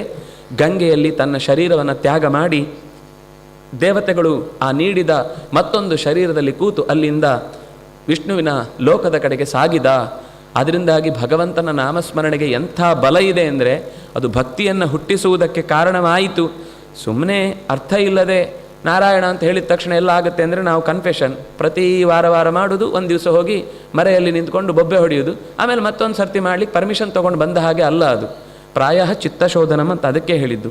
ಮತ್ತೆ ಮತ್ತೆ ನನ್ನ ಮನಸ್ಸಿಗೆ ನಾನು ಎಚ್ಚರಿಕೆ ಕೊಟ್ಟು ಈ ಮಾಡಿದ ತಪ್ಪುಗಳಿಗೆ ನಿನ್ನ ನಾಮಸ್ಮರಣೆಯಿಂದ ಪರಿಹಾರ ಆಗುತ್ತೆ ಅಂತ ನಂಬಿ ಅದಕ್ಕೆ ಒಳ್ಳೆಯ ಮಾತನ್ನು ಹೇಳ್ತಾರಲ್ಲಿ. ಕೃಷ್ಣಾಂಗ್ರಿ ಪದ್ಮ ಮಧುಲಿಟ್ ನ ಪುನಃ ವಿಸೃಷ್ಟ ಮಾಯಾ ಗುಣೇಶು ರಮತೆ ವ್ರಜನಾಹವೇಶು. ಕೃಷ್ಣನ ಪದಪದ್ಮಗಳ ದುಂಬಿಯಾಗಿ ಅಲ್ಲಿಯ ಜೇನನ್ನು ಹೀರುವ ಬಯಕೆ ಉಳ್ಳವನು ಈ ಸಾಂಸಾರಿಕವಾದಂತಹ ಏನೇನು ಸುಖಗಳು ಒದಗು ಬರುತ್ತೋ ಅಂಥ ಬಲೆಯಲ್ಲಿ ಸಿಲುಕದೆ ತಪ್ಪುಗಳಲ್ಲಿ ತಾನು ತೊಡಗಬಾರದು.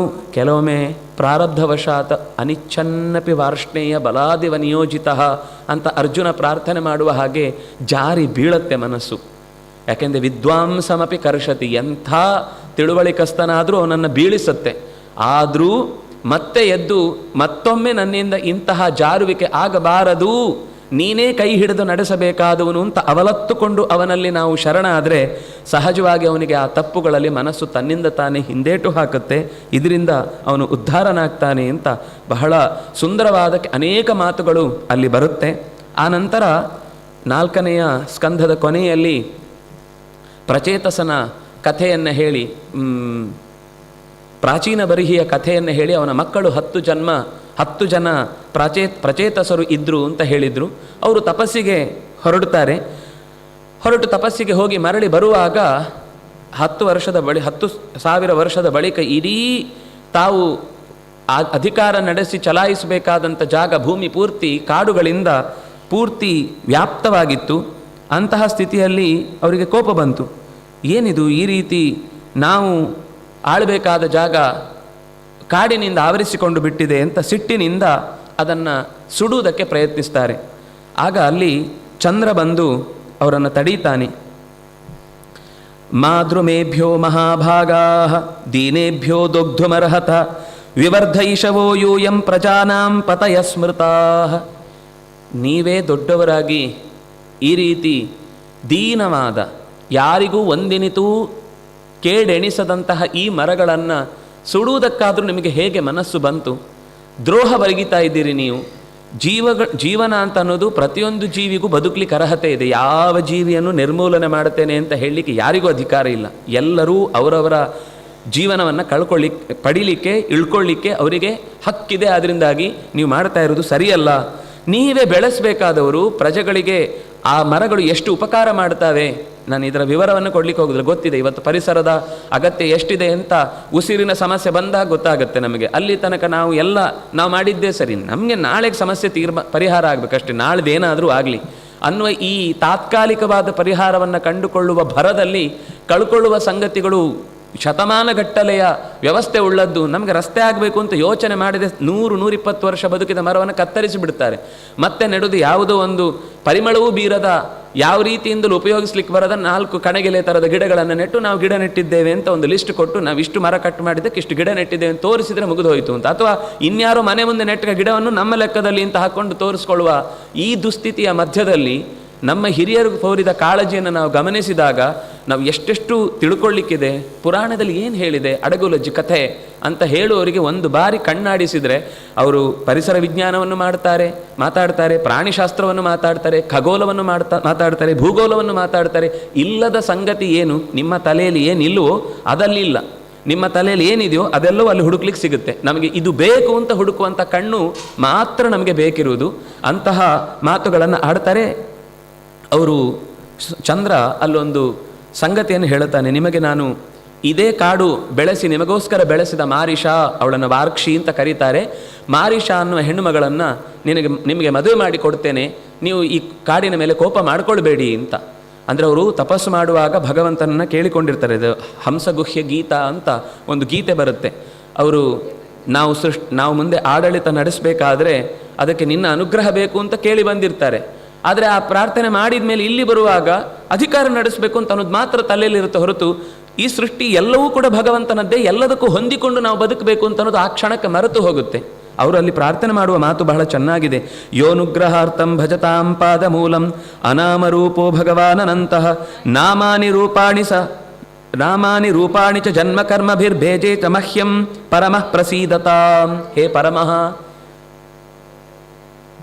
ಮಹ್ಯಂ ಪ್ರಸೀದತಾಂ, ನಮಗೆಲ್ಲರಿಗೂ ನೀನು ಪ್ರಸೀದನಾಗು, ಪ್ರಸನ್ನನಾಗು. ಅದಕ್ಕೆ ಹೇಳುವ ಮಾತು, ನೀನು ನಿಜವಾಗಿ ನಿನಗೆ ಈ ಮಣ್ಣು ನೀರು ಗಾಳಿ ಬೆಂಕಿಯಿಂದಾದ ವಸ್ತುವಿನ ಸಂಬಂಧದಿಂದಾಗಿ ಬರುವ ನಾಮಗಳು ಬೇಕಿಲ್ಲ. ಈಗ ದೇವಕಿ ನಂದನಃ ಅನ್ನುವುದು ದೇವಕಿಯ ಮಗನಾಗಿ ಬಂದದ್ದೇ, ಅದೊಂದೇ ಆ ಶಬ್ದದ ಅರ್ಥ ಅಲ್ಲ. ಯಾಕೆಂದರೆ ಈ ದೇವಕಿ ನಂದನನಾಗುವ ಮುನ್ನವೂ, ದೇವಕಿ ಅನ್ನುವ ಪಾತ್ರ ಹುಟ್ಟುವ ಮುನ್ನವೂ ಈ ದೇವಕಿ ನಂದನ ಅನ್ನುವ ಶಬ್ದ ಇದೆ. ಈಗ ಕೃಷ್ಣ ಅನ್ನುವ ಶಬ್ದವೇ ಪ್ರತಿ ಸ್ಕಂದದಲ್ಲೂ ಬರುತ್ತೆ. ಹಾಗಾಗಿ ಇದು ಕೃಷ್ಣ ಕಥಾ ಅಂತ ಹೇಳಿದ್ದು ಕೇವಲ 10-11ನೇ ಸ್ಕಂದದ ಕಥೆ ಮಾತ್ರ ಅಲ್ಲ. ಪ್ರತಿ ಸ್ಕಂದದಲ್ಲೂ ಇಲ್ಲೆಲ್ಲ ಕಡೆಯಲ್ಲಿ ಮಾತನಾಡುವಾಗ ಆಗ ಕೃಷ್ಣಾಂಗ್ರಿ ಪದ್ಮ ಮಧುಲಿಟ್ ಅಂತ ಹೇಳುವಾಗ ಕೃಷ್ಣಾಂಗ್ರಿ ಪದ್ಮ ಅಂತ ಯಾವುದೋ ಕಾಲದ ಅಜಾಮಿಳನ ಕಥೆಯನ್ನು ಹೇಳುವಾಗ ಅವನು ಕೃಷ್ಣನ ಪದತಲದಲ್ಲಿ ಮನಸ್ಸಿಟ್ಟದ್ರಿಂದಾಗಿ ಅವನಿಗೆ ಭಗವಂತನ ಎಚ್ಚರ ಅನ್ನೋದು ಮೂಡಿತು ಅಂತ ಅನ್ನುವ ಮಾತುಗಳಲ್ಲಿ ಹೇಳ್ತಾರೆ. ಯಾರು ಕೃಷ್ಣನ ಚಿಂತನೆಯನ್ನು ನಡೆಸುವುದಿಲ್ಲವೋ, ಅಂದರೆ ಕೃಷ್ಣ ಅನ್ನೋದು ಎಲ್ಲ ಕಾಲದಲ್ಲೂ ಎಲ್ಲ ರೂಪಗಳಿಗೂ ಎಲ್ಲ ರೀತಿಯಿಂದಲೂ ಹೊಂದಿಕೊಳ್ಳುವಂತಹ ನಾಮ. ಹಾಗಾಗಿ ಎಲ್ಲ ನಾಮಗಳು ಎಲ್ಲ ಕಾಲದಲ್ಲೂ ಇರುತ್ತೆ. ನಿನಗೆ ಈ ನಮ್ಮ ಪರಿಸರದಲ್ಲಿ ಬಂದು ಓಡಾಡಿದ ಮೇಲೆ ಕೂಡಿಕೊಂಡ ಸಂಗತಿಗಳು ಹೆಸರು, ಈಗ ವಸುದೇವನ ಮಗ ವಾಸುದೇವ ಅಂತಿದೆ, ಅದು ವಾಸುದೇವ ಸಂಕರಣ ಪ್ರದ್ಯುಮ್ನ ಅನಿರುದ್ಧ ಅನ್ನುವ ನಾಮ ಉಪನಿಷತ್ತುಗಳಲ್ಲಿ ಪಂಚರೂಪದ ಉಪಾಸನೆಯನ್ನು ಯಾವಾಗಲೂ ಹೇಳುತ್ತಿರ್ತಾರೆ. ಈ ಎಲ್ಲ ಹುಟ್ಟಾಗಿದ್ದ ಆಮೇಲೆ ವಸುದೇವನ ಮಗನಾಗಿ ವಾಸುದೇವನಾಗಿ ಕಾಣಿಸಿಕೊಂಡದ್ದು. ಅದರಿಂದಾಗಿ ಎಲ್ಲ ನಾಮಗಳು ಚಾಣೂರಾಂಧ್ರ ನಿಸೂದನಃ ಅಂತ ನಾವು ಹೇಳ್ತೇವೆ. ಅಂದರೆ ಆ ಚಾಣೂರಾಂಧ್ರರೇ ಬೇರೆ. ಇಲ್ಲಿ ನಾವು ಹೇಳುವ ಚಾಣೂರಾಂಧ್ರರು ಅವನು ಬಹಳ ಚಾಣ ಅಂತಂದರೆ ಜಾಣ ಅಂತ, ಬಹಳ ಚಾಣಾಕ್ಷನಾಗಿ ಕಾರ್ಯವನ್ನು ಯುದ್ಧವನ್ನು ಮಾಡ್ತಾ ಇದ್ದ ಅನ್ನುವ, ಅದರಲ್ಲೂ ಆ ಪ್ರದೇಶವನ್ನು ಉಲ್ಲೇಖಿಸಿ ಹೇಳುವಂಥದ್ದು ಅವನ ಕಾಲಕ್ಕೆ ಬಂದಾಗ. ಆದರೆ ಅದಕ್ಕಿಂತ ಪೂರ್ವದಲ್ಲೂ ಆ ನಾಮ ಇತ್ತು. ಯಾಕೆಂದರೆ ಯಾನಿ ನಾಮಾನಿ ಗೌಣಾನಿ ವಿಖ್ಯಾತಾನಿ ಮಹಾತ್ಮನಃ ಋಷಿಭಿ ಪರಿಗೀತಾನಿ, ಇದೆಲ್ಲ ಋಷಿಗಳು ಹೇಳಿದ ಮಾತು. ನಾನೇ ನನ್ನದೇ ಸ್ವಂತ ಹೊಸ ಶಬ್ದಗಳ ಜೋಡಣೆಯಿಂದ ಬರವಣಿಗೆಯಿಂದ ಕೊಟ್ಟ ಸಂಗತಿ ಅಲ್ಲ ಅಂತ ಭೀಷ್ಮಾಚಾರ್ಯರು ಮೊದಲೇ ಅದರ ಬಗ್ಗೆ ನಿರೂಪಣೆ ಮಾಡಿದ್ದಾರೆ. ಹಾಗಾಗಿ ನಿನ್ನ ನಾಮರೂಪಗಳು ನಮಗೆ ಲೋಕದಲ್ಲಿ ಕಾಣುವ ಸಂಗತಿಗಳಿಂದ ಮೀರಿದ್ದು. ಆದರೂ ನೀನು ಸಜ್ಜನರ ಮೇಲಿನ ಪ್ರೀತಿಯಿಂದ ಅನುಗ್ರಹಾರ್ಥಂ ಜನ್ಮ ಕರ್ಮಭಿಹಿ ನಾಮಾನಿ ರೂಪಾಣಿ ಚ ಭೇಜೆ, ನಮ್ಮ ಮೇಲಿನ ಪ್ರೀತಿಯಿಂದ. ಯಾಕೆಂದರೆ ಇವರಿಗೆ ಒಂದೇ ಸರ್ತಿ ಅಪ್ರಾಕೃತವಾದ ರೂಪವನ್ನು ಚಿಂತಿಸಿ ಅಂತ ಹೇಳಿದರೆ ತಲೆಬುಡ ಅರ್ಥ ಆಗದೆ ತಲೆ ಕೆಡಿಸಿಕೊಳ್ತಾರೆ. ಕನಿಷ್ಠ ಪಕ್ಷ ಯಶೋದೆಯಂತೆ ನನ್ನ ಮಗುವನ್ನು ಯಶೋದೆ ತನ್ನ ಕೃಷ್ಣನನ್ನು ಪ್ರೀತಿಸಿದ ಹಾಗೆ ನಾನು ನನ್ನ ಮಗುವನ್ನು ಪ್ರೀತಿಸಬೇಕು ಅಂತ ಯಶೋದೆ ನೆನಪಿಸಿಕೊಂಡು ಮಗುವಿನಲ್ಲಿ ಕೃಷ್ಣನ ಕಾಣುವ ಒಂದು ಎಚ್ಚರ ಆ ತಾಯಿಗೆ ಮೂಡಿತು ಅಂದರೆ ಸಾಕು. ಆರಂಭದ ಹಂತದಲ್ಲಿ ಅದೊಂದು ಯೋಚನೆ. ನನ್ನ ಮನೆಯ ಸುತ್ತ ಮಾಡುವ ಎಲ್ಲ ಕೆಲಸಗಳು ಕೂಡ ಒಂದೊಂದು ರೀತಿಯಿಂದಲೂ ಅದು ಭಗವಂತನ ಪೂಜೆ ಅಂತ ಗೊತ್ತಾಗಲಿಕ್ಕೆ ಕೃಷ್ಣನ ಘಟನೆಗಳು ಕಾರಣ ಆಯಿತು ಅಂದರೆ ಆರಂಭದ ಹಂತದಲ್ಲಿ ಕೃಷ್ಣ ಅಂದರೆ ಆ ಕಾಲದಲ್ಲಿ ಮಾತ್ರ ಇದ್ದವನು ಅಂತ. 106 ವರ್ಷ ಕೃಷ್ಣ ಕಂಡ ಸಂಗತಿ ಅದಕ್ಕಿಂತ ಹಿಂದೆ ಇರಲಿಲ್ಲ, ಮತ್ತೆ ಈಗ ಇಲ್ಲ ಅನ್ನುವ ಅರ್ಥ ಅಲ್ಲ. ಅದು ಯಾವಾಗಲೂ ಇರುವಂಥದ್ದು, ಯಾವಾಗಲೂ ನಮಗೆ ಬಯಸಿದವನಿಗೆ ಈಗಲೂ ಈ ಕ್ಷಣವೂ ಕೂಡ ನಿಂತು ಕಾಣಿಸಿಕೊಳ್ಳಬಲ್ಲಂತಹ ರೂಪ ಅದು.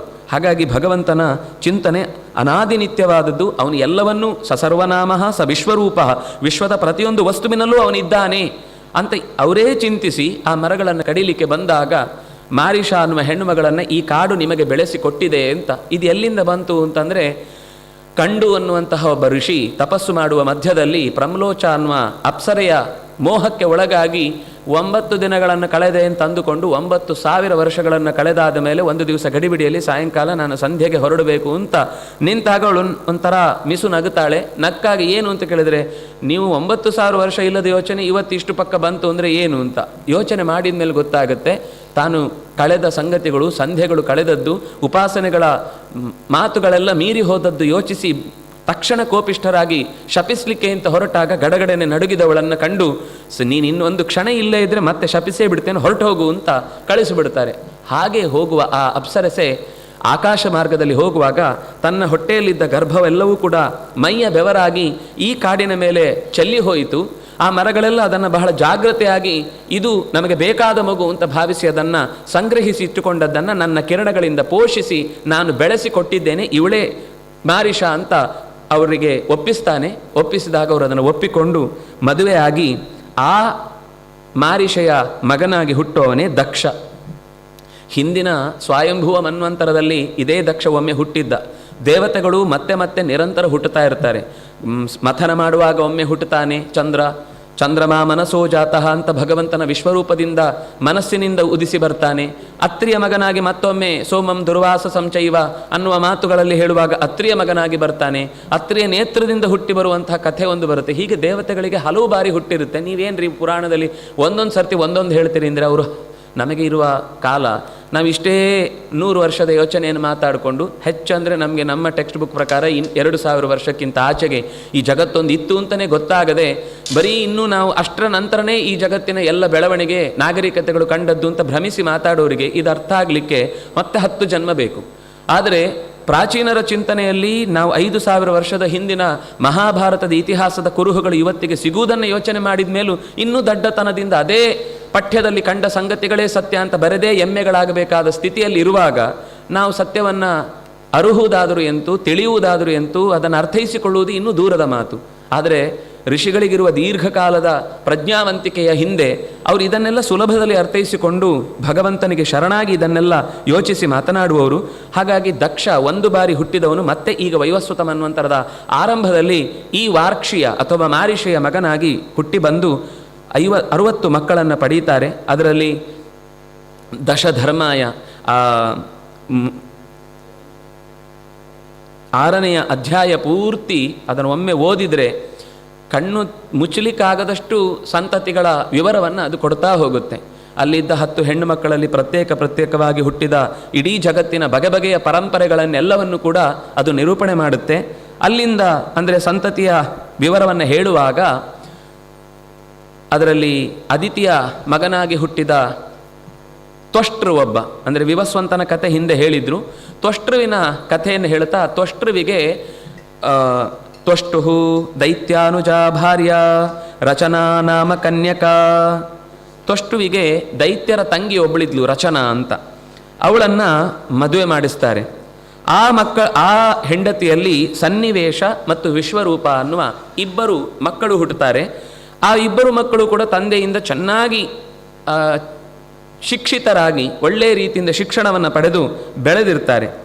ಒಂದು ಪ್ರಸಂಗದಲ್ಲಿ ಇಂದ್ರ ತನ್ನ ರಾಜ್ಯಭಾರವನ್ನು ಅಂದರೆ ದೇವತೆಗಳ ಒಂದು ದೊಡ್ಡ ಸಮಾಲೋಚನೆಯನ್ನು ನಡೆಸ್ತಾ ಇರುವ ಮಧ್ಯದಲ್ಲಿ ವಾಚಸ್ಪತಿಂ ಮುನಿವರಂ ಸುರಾಸುರ ನಮಸ್ಕೃತಂ ನೋಚ್ಚಚಾಲ ಆಸನಾತ್ ಇಂದ್ರ ಪಶ್ಯನ್ನಪಿ ಸಮಾಗತಂ. ನ ಉಚ್ಚಚಾಲ. ಕುಳಿತು ಮಾತಾಡ್ತಾ ಇದ್ದ. ಬೃಹಸ್ಪತ್ಯಾಚಾರ್ಯರು ಸಭಾಂಗಣವನ್ನು ಪ್ರವೇಶಿಸಿದರು. ನೋಡಿಯೂ ಕೂಡ ಯಾವುದೋ ಒಂದು ಕ್ಷಣದ ಗಡಿಬಿಡಿಯಲ್ಲಿ ಗಮನಿಸದಂತೆ ಆ ಮಾತು ಮುಗಿಸಿ ಆಮೇಲೆ ಅವರನ್ನು ಎದುರಿಸೋಣ, ಅವರನ್ನು ಬರಮಾಡಿಕೊಳ್ಳೋಣ ಅಂತ ಅಂದುಕೊಂಡು ಸುಮ್ಮನಾದ. ಅವರು ಎಂಥವರು ಅಂತ ಹೇಳ್ತಾರೆ, ಸುರವರಂ. ನಾವು ಹೇಳುವಾಗ ಸುರಗುರುಹು ಶೇಷಶ್ಚ ಶಯ್ಯಾ ಪುನಃ ಅಂತ ನಿತ್ಯ ನೆನಪಿಸಿಕೊಳ್ಳುವಂತಹ ಅಂತಹ ದೊಡ್ಡ ಸ್ಥಾನದಲ್ಲಿರುವವರು. ಅಂತಹ ವಾಚಸ್ಪತಿಗಳಾದಂತಹ ಬೃಹಸ್ಪತ್ಯಾಚಾರ್ಯರನ್ನು ಅವಮಾನಿಸಿದ ಅಂತ ಭಾವಿಸಿ ಸ್ವತಃ ಬೃಹಸ್ಪತ್ಯಾಚಾರ್ಯರು ಅಲ್ಲಿಂದ ಮರೆಯಾಗಿ ಬಿಟ್ಟರು. ಮರೆಯಾದದ್ದು ಇಂದ್ರನಿಗೆ ಆ ಒಂದು ಕ್ಷಣದಲ್ಲಿ ಆದ ಒಂದು ದುಸ್ಥಿತಿ, ಮನಸ್ಸಿನಲ್ಲಿ ಮರೆವು. ಮರುಕ್ಷಣದಲ್ಲಿ ತಾನೇನು ತಪ್ಪು ಮಾಡಿದೆ ಅಂತ ಅರ್ಥ ಆಗಿ ಕೂಡಲೇ ಓಡಿದ. ಸಭೆಯನ್ನು ಎಲ್ಲ ತ್ಯಾಗ ಮಾಡಿ ಓಡಿದವರ ಹಿಂದೆ. ಎಷ್ಟು ಹುಡುಕಾಡಿದರೂ ಮತ್ತೆ ಬೃಹಸ್ಪತ್ಯಾಚಾರ್ಯರ ದರ್ಶನವನಿಗೆ ಆಗಲೇ ಇಲ್ಲ. ಆದರೆ ಈ ದೈತ್ಯರ ಇಂಟರ್ಪೋಲ್ ಎಷ್ಟು ಜೋರಾಗಿರುತ್ತೆ ಅಂದರೆ, ಅವರು ಬೃಹಸ್ಪತ್ಯಾಚಾರ್ಯರು ದೇವಲೋಕವನ್ನು ಸಭಾವನ್ನು ತ್ಯಾಗ ಮಾಡಿದ್ದಾರೆ ಅಂತ ಗೊತ್ತಾದ ತಕ್ಷಣವೇ ಇಡೀ ಪುಂಡ ಸೈನ್ಯವು ಇದ್ದಕ್ಕಿದ್ದಂತೆ ದೇವತೆಗಳ ಮೇಲೆ ದಾಳಿ ಮಾಡಿ ಅವರ ಎಲ್ಲ ಸಂಪತ್ತನ್ನು ಕೂಡ ದೋಚಲಿಕ್ಕೆ ಶುರು ಮಾಡಿತು. ದೇವತೆಗಳು ಕಂಗಾಲಾದರು. ಕೂಡಲೇ ಹೋಗಿ ಚತುರ್ಮುಖನನ್ನು ಪ್ರಾರ್ಥನೆ ಮಾಡಿದರು. ನಾವು ಹೀಗೊಂದಾಗಿದೆ, ನಮಗೆ ಎದುರಿಸಲಿಕ್ಕೆ ಏನೂ ಶಕ್ತಿ ಇಲ್ಲ ಅಂತಾಗಿದೆ ಅಂತ. ಆಗ ಅವರು ಹೇಳ್ತಾರೆ, ನೀವು ಅಭದ್ರಂಕೃತ, ನೀವು ಖಂಡಿತ ದೊಡ್ಡ ತಪ್ಪು ಮಾಡಿದ್ದೀರಿ. ಯಾಕೆಂದರೆ ಗುರುಸ್ಥಾನವನ್ನು ಅವಮಾನಿಸಿದರೆ ಯಾವತ್ತೂ ಕೂಡ ಅವನು ಉದ್ಧಾರ ಆಗಲಿಕ್ಕೆ ಸಾಧ್ಯವೇ ಇಲ್ಲ. ಗುರುಗಳಿಗೆ ಕೊಡಬೇಕಾದಂತಹ ಗೌರವವನ್ನು ಕೊಡದೇ ಹೋದಾಗ ದೇವತೆಗಳಾದರೂ ಕೂಡ ತಮ್ಮ ಯುದ್ಧಕ್ಕೆ ಬೇಕಾದ ಸಿದ್ಧತೆಯನ್ನು ನಡೆಸಿಕೊಡಲಿಕ್ಕೆ ಬೇಕಾದದ್ದು ಒಂದು ಗುರುಸ್ಥಾನದಿಂದ ನಿಂತು ಅವರು ಆದೇಶ ಮಾಡಿ ಮಂತ್ರಗಳಿಂದ ರಕ್ಷಣೆಯನ್ನು ಕೊಟ್ಟರೆ ಮಾತ್ರ ಆಗುವಂಥದ್ದು ಅಂತ. ಹೀಗೆ ಸರಿ, ಹಾಗಿದ್ರೆ ಈಗ ನಿಮಗೆ ತಕ್ಷಣಕ್ಕೆ ಒಬ್ಬರು ಗುರುಗಳು ಬೇಕು, ಅದಕ್ಕೋಸ್ಕರ ಏನು ಮಾಡಬೇಕು ಅಂತ ಹೇಳ್ತೇನೆ ಅಂತ ಹೇಳಿ ವಿಶ್ವರೂಪಾಚಾರ್ಯರ ಪರಿಚಯವನ್ನು ಮಾಡಿಕೊಡ್ತಾರೆ. ಇದರ ಮಧ್ಯದಲ್ಲಿ ದಕ್ಷನಿಗೆ ಮುಂದೆ ಸಂತತಿ ಬೆಳೆಸುವ ಹೊಣೆಗಾರಿಕೆಯನ್ನು ಕೊಟ್ಟದ್ದಕ್ಕಾಗಿ ಅವನು 10,000 ಹರಿಯಶ್ವರು ಅನ್ನುವಂತಹ ಮಕ್ಕಳನ್ನು ಪಡೀತಾನೆ. ಅವರ ಸಂವಾದ ಬಹಳ ಚೆನ್ನಾಗಿದೆ. ನಾರದರ ಜೊತೆಗೆ ಅನೇಕ ಕೂಟದ ಮಾತುಗಳನ್ನು ಅಲ್ಲಿ ಆಡ್ತಾರೆ. ನೀವು ಸೃಷ್ಟಿಗೆ ಅಂತ ಹೊರಟಾಗ ಅವರಲ್ಲಿ ಸಿಂಧೂ ನದಿ ಹರಿದು ಬರುವ ಸಮುದ್ರದ ಬಳಿ ಸೇರುವ ಒಂದು ನಾರಾಯಣ ತೀರ್ಥ ಅಂತ, ಇವತ್ತದು ಕರಾಚಿಯಲ್ಲಿರುವಂತಹದ್ದು, ಅದರಲ್ಲಿ ಮಿಂದು ತಪಸ್ಸಿಗೋಸ್ಕರ ಅಂತ ಸಿದ್ಧ ಆಗುವಾಗ ಅವರಿಗೆ ಆ ಮುಳುಗಿ ಎದ್ದಾಗಲೇ ಒಂದು ಅತ್ಯಾನಂದ ಆಗಿ ವೈರಾಗ್ಯದ ಭಾವ ಬರುತ್ತೆ. ಅದಕ್ಕೆ ಸರಿಯಾಗಿ ನಾರದರು ಅಲ್ಲಿಗೆ ಬಂದು ಅನೇಕ ಉಪದೇಶಗಳನ್ನು ಮಾಡಿ, ನೀವು ಸೃಷ್ಟಿ ಮಾಡಬೇಕು ಅಂತ ಇಷ್ಟು ತಂದೆಯ ಆದೇಶ ಅಂತ ಹೇಳಿ ಹೊರಡ್ತಾ ಇದ್ದೀರಿ. ಸೃಷ್ಟಿ ಮಾಡುವ ಮುನ್ನ ಮಾಯ ಅಂದರೆ ಏನು ಅಂತ ಗೊತ್ತಾ? ಜನ್ಮ ಕರ್ಮಗಳು ಹೇಗಿರುತ್ತವೆ ಅಂತ ಗೊತ್ತಾ? ಈ ಜಗತ್ತಿನ ಸ್ಥಿತಿಗತಿಗಳಲ್ಲಿ ಎಷ್ಟು ತತ್ವಗಳಿವೆ ಅಂತ ಗೊತ್ತಾ ಅಂತ ಹೀಗೊಂದು ಇಷ್ಟುದ್ದದ ಪ್ರಶ್ನೆಗಳನ್ನು ಮಾಡ್ತಾರೆ. ಇದನ್ನು ತಿಳಿಯದೆ ನೀವು ಸೃಷ್ಟಿ ಮಾಡಲಿಕ್ಕೆ ಹೋಗಿ ಏನು ಉಪಯೋಗ? ಹೌದಲ್ವಾ? ಇದನ್ನು ತಿಳಿಯದೆ ನಾವು ಸೃಷ್ಟಿ ಮಾಡುವುದು ಹೇಗೆ? ಹಾಗಾದರೆ ಇದಕ್ಕೆ ದಾರಿ ಇದೆ ಅಂತ ಹೇಳಿ ಭಗವಂತನ ಚಿಂತನೆ ಮಾಡಿದರೆ ನಿಮಗೆ ಯಾವುದನ್ನು ತಿಳಿದರೆ ಎಲ್ಲವನ್ನು ತಿಳಿದಂತಾಗುತ್ತೋ ಅಂಥದ್ದನ್ನು ಏನು ವಿಜ್ಞಾತೇನ ಸರ್ವವಿಧಂ ವಿಜ್ಞಾತಂ ಭವತಿ ಅಂತ ತಲೆಯೊಳಗೆ ವಿಷಯವನ್ನು ಹಾಕಿದ ತಕ್ಷಣವೇ ಅದನ್ನು ಹಿಡ್ಕೊಂಡು ಸೀದಾ ತಪಸ್ಸಿಗೆ ಹೊರಟೋದ್ರು. ಬರ್ತಾರೆ ಅಂತ ಕಾದವನಿಗೆ ದಕ್ಷನಿಗೆ ಉತ್ತರವೇ ಇಲ್ಲ. ಕಳಿಸಿದ್ದು ಮಾತ್ರ, ಮರಳಿ ಉತ್ತರ ಬರದೇ ಇದ್ದಾಗ ಆಮೇಲೆ ಗೊತ್ತಾಯಿತು ನಾರದರು ಭೇಟಿಯಾಗಿದ್ದಾರೆ ಅಂತ. ಸರಿ ಆಗಲಿ ಅಂತ ಮತ್ತೆ ಶಬಲಾಶ್ವರು ಅಂತ ಮತ್ತೆ 1000 ಜನ ಮಕ್ಕಳನ್ನು ಪಡೆದು ಅವರಿಗೆ ಆದೇಶ ಮಾಡಿ ಕಳಿಸ, ನೀವು ಈ ಜಗತ್ತಿನ ಸಂತತಿಯನ್ನು ವೃದ್ಧಿ ಮಾಡಲಿಕ್ಕೋಸ್ಕರ ಎಲ್ಲ ಕೆಲಸ ಮಾಡಬೇಕು ಅಂತ. ಅವರು ಹೋದಾಗ ಯಥಾಪ್ರಕಾರ ಅಲ್ಲೇ ಮತ್ತೆ ಯಥಾಪ್ರಕಾರ ನಾರದರು ಸಿಕ್ಕಿ ಅವರು ಕೂಡ ಅಣ್ಣಂದರು ಹೋದ ದಾರಿಯನ್ನೇ ಹಿಡ್ಕೊಂಡು ಹೊರಟೋದ್ರು ಅಂತ. ಹೀಗೆ ಕೆಲವೊಂದು ಸರ್ತಿ ಒಬ್ಬರ ಹಿಂದೆ ಒಬ್ಬರು ಹಿಡ್ಕೊಂಡು ಹೋದ್ರು ಅಂತಂದಾಗ ಮತ್ತೆ ಬರುವುದು ಕಷ್ಟ ಆಗುತ್ತೆ. ಅದರಿಂದಾಗಿ ತಮ್ಮಂದ್ರನ್ನು ಅಣ್ಣಂದ್ರನ್ನು ಹುಡುಕ್ಲಿಕ್ಕೆ ಕಳಿಸಬಾರ್ದು ಅಂತ ಒಂದು ಹೀಗೆ ಲೋಕದಲ್ಲಿ ಪ್ರಥೆ ಬಂತು ಅಂತ ಒಂದು ಮಾತಾಡ್ತಾರೆ. ಯಾವಾಗ ಈ ರೀತಿ ಶಬಲಾಶ್ವರು ಹರಿಯಶ್ವರು ಇಬ್ಬರೂ ಕೂಡ ಪ್ರೌರಜನ ಅಂದರೆ ಸನ್ಯಾಸವನ್ನು ತೆಗೆದುಕೊಂಡು ಪ್ರವೃತ್ತಿ ಮಾರ್ಗದಿಂದ ನಿವೃತ್ತಿಯ ಕಡೆಗೆ ತೆರಳಿದರೂ ಕೋಪ ಬಂತು ದಕ್ಷನಿಗೆ. ಸಿಟ್ಟಿನಿಂದ ತ್ವಂತು ಕೃತ್ತನಯಾನಾಂ ತ್ವಂ ಅಭದ್ರಂ ಅಚರಃ ಪುನಃ ತಸ್ಮಾತ್ ಲೋಕೇಶು ತೇ ಮೂಢ ನ ಭವೇತ್ ಭ್ರಮತಃ ಪದಂ. ನನ್ನ ಸೃಷ್ಟಿಯ ಆಲೋಚನೆಗೆ ನೀನು ಹುಳಿ ಹಿಂಡಿ ನನ್ನ ಎಲ್ಲವನ್ನು ಕೂಡ ಹಾಳು ಮಾಡಿದ್ದಿ. ನೀನು ಮಾಡಿದ್ದು ಸರಿ ಇಲ್ಲ, ನೀನು ಮಾಡಿದ ತಪ್ಪು. ಅವರಿಗೆ ಅನುಕೂಲ ಆಗಿರಬಹುದು, ಅಭದ್ರಂ ಅಚರಃ, ನೀನು ತಪ್ಪು ಮಾಡಿದ್ದು. ಯಾಕೆಂದರೆ ನನಗೆ ಸೃಷ್ಟಿಗೋಸ್ಕರ ಕೊಟ್ಟ ಆದೇಶವನ್ನು ನಾನು ಪಾಲಿಸ್ಲಿಕ್ಕೆ ಹೊರಟದ್ದನ್ನೇ ನೀನು ಕಂಗೆಡಿಸಿ ಬಿಟ್ಟಿ ಅಲ್ವಾ. ಅದರಿಂದಾಗಿ ಲೋಕದಲ್ಲಿ ನಿನಗೆ ಈ ಹೆಸರು ಅನ್ನೋದು ಹಾಳಾಗಲಿ, ನಿನ್ನ ವಿಷಯದಲ್ಲಿ ನಿನ್ನನ್ನು ದುರುಪಯೋಗ ಮಾಡಿಕೊಳ್ಳಿ ಹೆಸರನ್ನು, ನಿನಗೊಂದು ಸ್ಥಿರವಾದ ಸ್ಥಾನ, ಇಡೀ ಭ್ರಮತಃ ಇಡೀ ಊರು ಜಗತ್ತು ಸುತ್ತುತ್ತಾ 3 ಲೋಕ ಸಂಚಾರಿಯಾಗಿ ನಿನಗೊಂದು ಶಾಶ್ವತವಾದ ಸ್ಥಳ ಅಂತ ಸಿಗದೆ ಓಡಾಡುವಂತಾಗಲಿ ಅಂತ ಹೀಗೆ ಶಪಿಸಿದ ಅಂತ. ಅದು ಗುಣವೇ. ಎಲ್ಲೂ ಕೂಡ ಅಸಂಗತವಾದ ಸಂಗತಿಯನ್ನು ಅವರು ಮಾತಾಡುವುದೇ ಇಲ್ಲ. ಕಂಸನ ಹತ್ರ ಬಂದು ಹೇಳಿದ್ರಲ್ವಾ ಅಂತ ನಮಗೆ ಮುಂದೆ ಕಥೆಯಲ್ಲಿ ಬರುತ್ತೆ. ಆದರೆ ಎಲ್ಲಿ ಅವರು ಮಾತಾಡಿದ್ರು ಅದು ಯಾರಿಗೆ ಯಾವ ನ್ಯೂಸ್ ಅಗತ್ಯ ಇದೆಯೋ ಅದನ್ನು ಅವ್ರಿಗೆ ಕೊಡ್ತಾ ಇದ್ರು. ಅಗತ್ಯ ಇಲ್ಲದ ನ್ಯೂಸೆನ್ಸ್ಗಳನ್ನು ಯಾರ ತಲೆಯಲ್ಲೂ ಹಾಕ್ತಾ ಇರಲಿಲ್ಲ. ಜಗತ್ತಿನ ಅತ್ಯಂತ ಸ್ವಚ್ಛವಾದ ಪತ್ರಕರ್ತ ಅಥವಾ ಸ್ವಚ್ಛವಾದ ಸುದ್ದಿವಾಹಕ ಅಂತಂದರೆ ಅದು ನಾರದರು. ಆದರೆ ಲೋಕದಲ್ಲಿ ಅವರ ಬಗ್ಗೆ ತಪ್ಪು ತಿಳಿದು ನಾರದ ಅನ್ನುವ ಶಬ್ದದ ಅರ್ಥವನ್ನಾದರೂ ತಿಳಿದಿದ್ದರೆ ನಾವು ಆ ಮಾತುಗಳನ್ನು ಆಡ್ತಿರಲಿಲ್ಲ. ಮನುಷ್ಯನಿಗೆ ಅಗತ್ಯ ಇರುವ ನಾರ ಅಂದರೆ ತಿಳುವಳಿಕೆ ಅಂತ ಅರ್ಥ. ಸರಿಯಾದ ತಿಳುವಳಿಕೆಯನ್ನು ಅಂತರಂಗದಿಂದ ಕೊಟ್ಟು ನಮ್ಮನ್ನು ಒಳ್ಳೆಯ ಗುರುವಿನ ಕಡೆಗೆ ಸಾಗಿಸುವಂತಹ ಒಂದು ಕೈ ಹಿಡಿಯುವ ಶಕ್ತಿ ಅಂತ ಆಗಿದ್ದರೆ ಅದು ನಾರದರು. ಹಾಗಾಗಿ ನಾರದರ ಬಗ್ಗೆ ಲೋಕದಲ್ಲಿ ಪ್ರಥೆ ಇದ್ದರೆ ದುಷ್ಟರು ಹಾಗೆ ಮಾತಾಡಿಕೊಳ್ತಾರೆ ಅವರ ಸಾಧನೆಗೋಸ್ಕರ.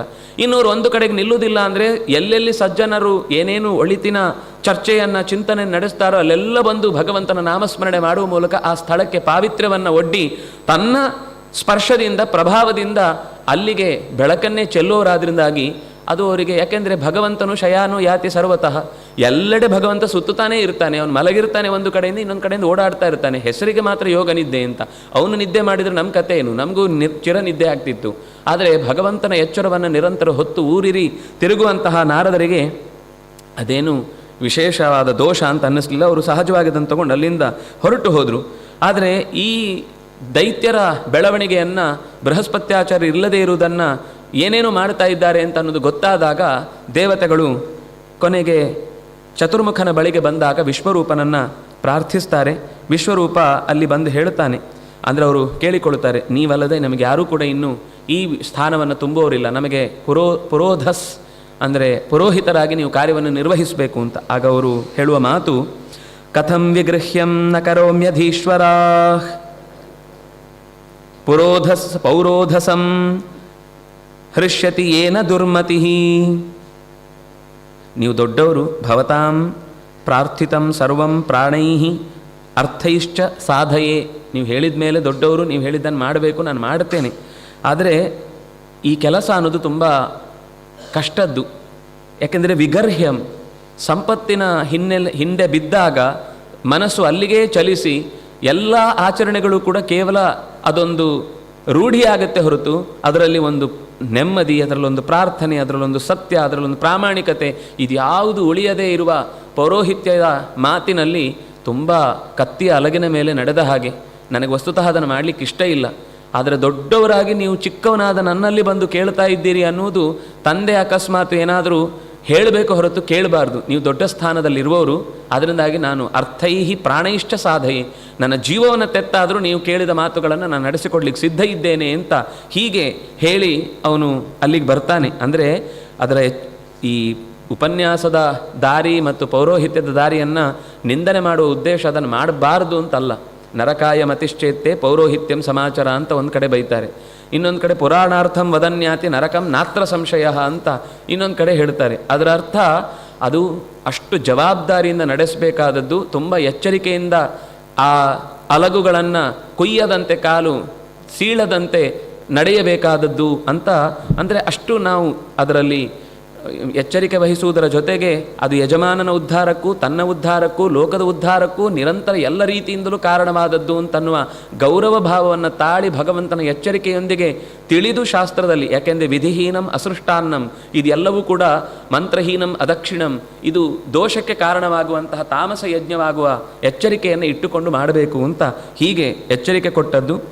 ಅವನು ಬಂದ ದೇವತೆಗಳ ಪರವಾಗಿ ನಡೆಸಲಿಕ್ಕೋಸ್ಕರ ನಿಂತು ತಕ್ಷಣವೇ ಮೊದಲು ಹೇಳ್ತಾನೆ, ನಿಮಗೆ ಮೊದಲು ಮಂತ್ರದ ಕವಚವನ್ನು ತೊಡಿಸಬೇಕಿದೆ ನಾನು. ಅದನ್ನು ತೊಡಿಸದೆ ದೈತ್ಯರನ್ನು ನಾವು ಹಿಮ್ಮೆಟ್ಟಿಸುವುದು ಕಷ್ಟ ಇದೆ. ಅದರ ಪರಂಪರೆಯನ್ನೇ ಇನ್ನೊಂದು ಕಡೆಯಿಂದ ಹೇಳುತ್ತಾರೆ, ಎರಡು ಕಡೆಯಿಂದ ಆ ಮಂತ್ರದ ಪರಂಪರೆ ಬಂತು ಅಂತ. ಒಂದು ಚತುರ್ಮುಖನಿಂದ ಅಶ್ವಿಗೆ ಬಂದು ಅದು ಮುಂದೆ ದದ್ಯಂಗ್ ಆತರ್ವಣ ದಧೀಚಿ ಮುನಿಗೆ ಬಂದದ್ದು. ಇನ್ನೊಂದು ಕಡೆಯಿಂದ ಅದು ಮತ್ತೆ ಚತುರ್ಮುಖನಿಂದ ಬಂದದ್ದು ಇಂದ್ರನಿಗೆ, ಇಂದ್ರನೇ ಮತ್ತು ತ್ವಾಷ್ಟ್ರವಿಗೆ ಅಂದರೆ ಈ ವಿಶ್ವರೂಪನಿಗೆ ಬೋಧಿಸಿದ್ದು.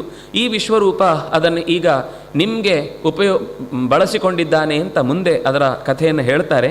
ಒಟ್ಟಂತೂ ಈ ಮಂತ್ರದ ಪರಂಪರೆಯೂ ಕೂಡ ಅತ್ಯಂತ ವಿಶಿಷ್ಟವಾದದ್ದು. ಹಿಂದಿನಿಂದ ಬಂದ ಗುರುಗಳ ಋಷಿಗಳ ಸ್ಮರಣೆಯನ್ನು ಮಾಡಿಕೊಂಡು ಮಾಡಿದರೆ ಮಾತ್ರ ಅದು ಫಲಿಸತ್ತೆ. ಯಾಕೆಂದರೆ ಎರಡು ಕಾರಣ: ಒಂದು, ಅವರು ಕಂಡುಕೊಂಡದ್ದು ಅನ್ನುವ ಕೃತಜ್ಞತೆ; ಎರಡು, ಅವರು ಕಂಡುಕೊಂಡ ಬಳಿಕ ಅದರಿಂದ ಫಲವನ್ನೂ ಕಂಡಿದ್ದಾರೆ ಅನ್ನುವ ಭರವಸೆ. ಇದು ಜೊತೆಗಿದ್ದರೆ ಮಾತ್ರ ನಮ್ಮಲ್ಲೂ ಅದು ಭರವಸೆಯ ಜೊತೆಗೆ ಮಂತ್ರದ ಬಲ ಆ ಕಾಲುವೆಯಲ್ಲಿ ಸರಾಗವಾಗಿ ಹರಿಯಲಿಕ್ಕೆ ಸಾಧ್ಯವಾಗುತ್ತೆ. ಹಾಗಾಗಿ ಭಗವಂತನನ್ನು ಸ್ಮರಿಸಿಕೊಂಡು ತುಂಬ ನಿಯಮಗಳನ್ನು ಹೇಳುತ್ತಾರೆ. ಈ ಸ್ತೋತ್ರವನ್ನು, ವರ್ಮವನ್ನು ಅಭ್ಯಾಸ ಮಾಡುವಾಗ ಅದಕ್ಕೆ ಚೆನ್ನಾಗಿ ಅದನ್ನು ಮೊದಲು ಅರ್ಥಸಹಿತವಾಗಿ ತಿಳ್ಕೊಂಡು ಗುರುಗಳಿಂದ ಉಪದೇಶ ಪಡೆದು ಅದನ್ನು ಪಠಿಸಿದಾಗ ಅದು ಹೆಚ್ಚು ಫಲಕಾರಿಯಾಗುತ್ತೆ.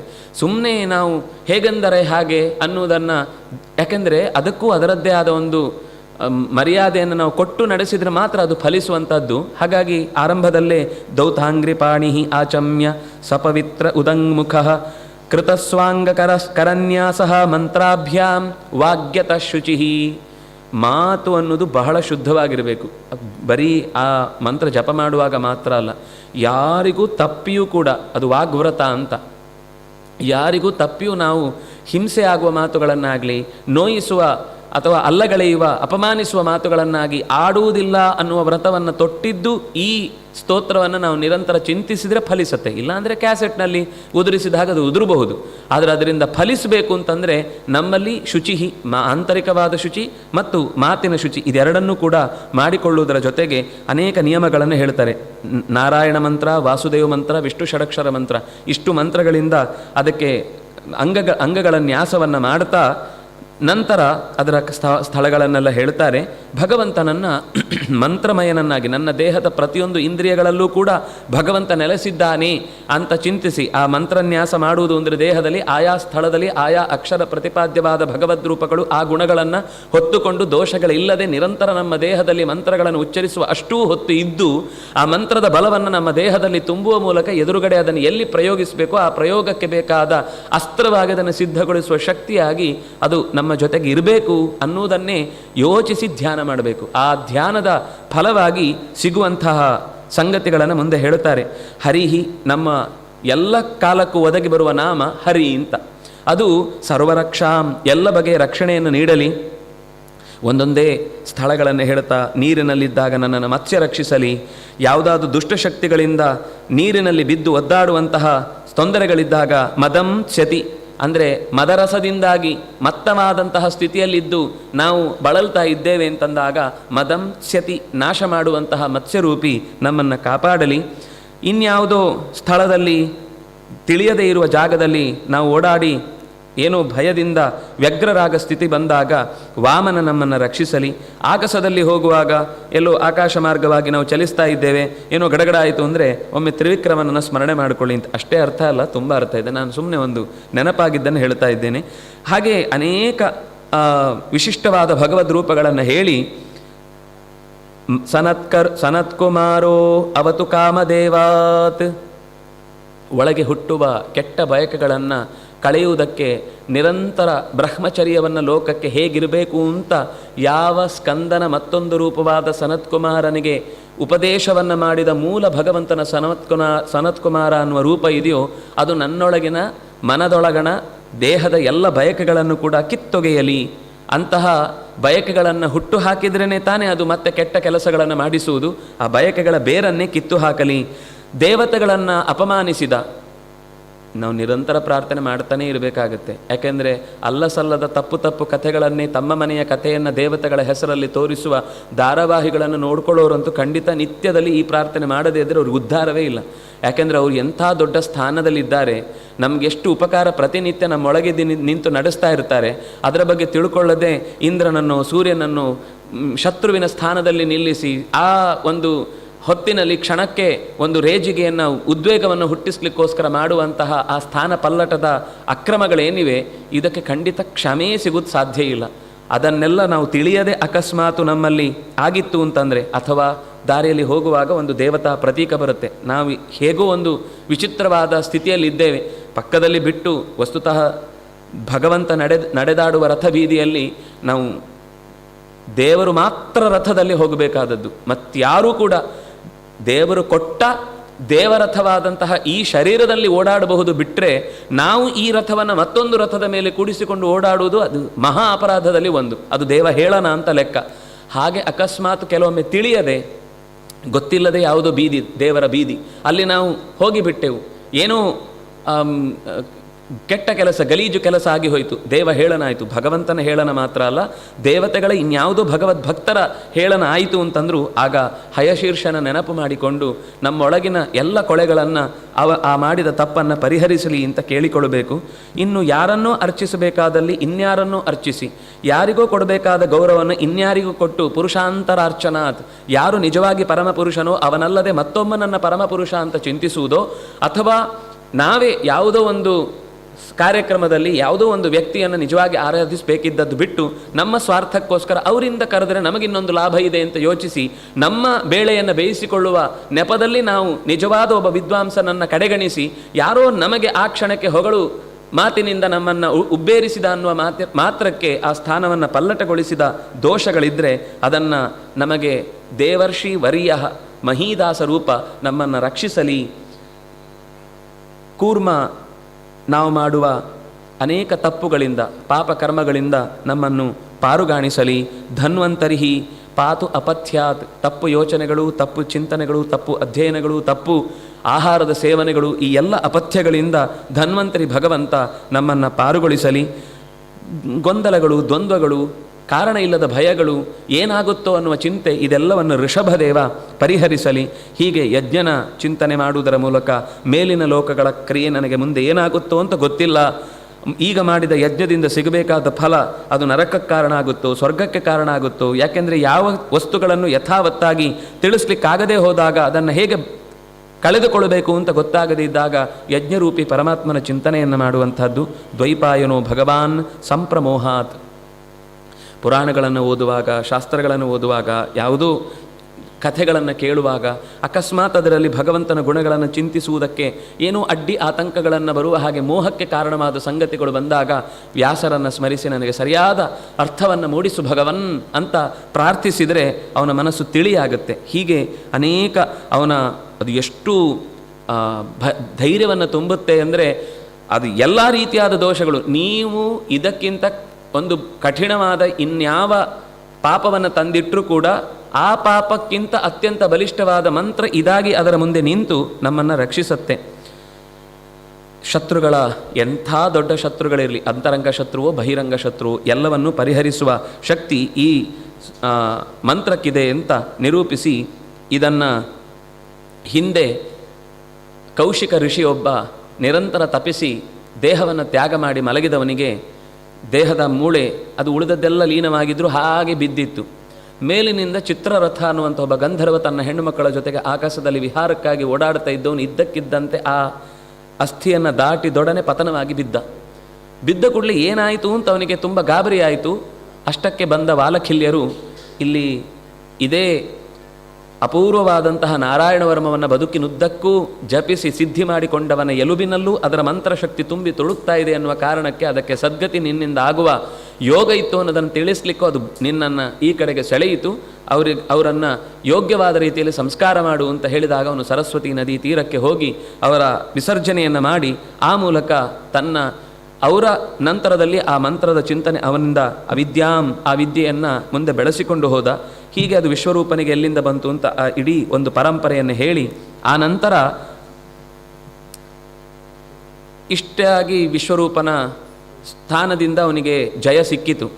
ಸುರಾಪೀಠ, ಅನ್ನಪೀಠ ಮತ್ತು ದೇವಪೀಠ ಅಂತ 3 ರೀತಿಯಾದ ಮುಖಗಳಿಂದ ನಮ್ಮ ಮನಸ್ಸಿನಲ್ಲೂ ಇರುವಂಥದ್ದೇ 3 ಭಾವವನ್ನು ಹೇಳುವಂಥದ್ದು.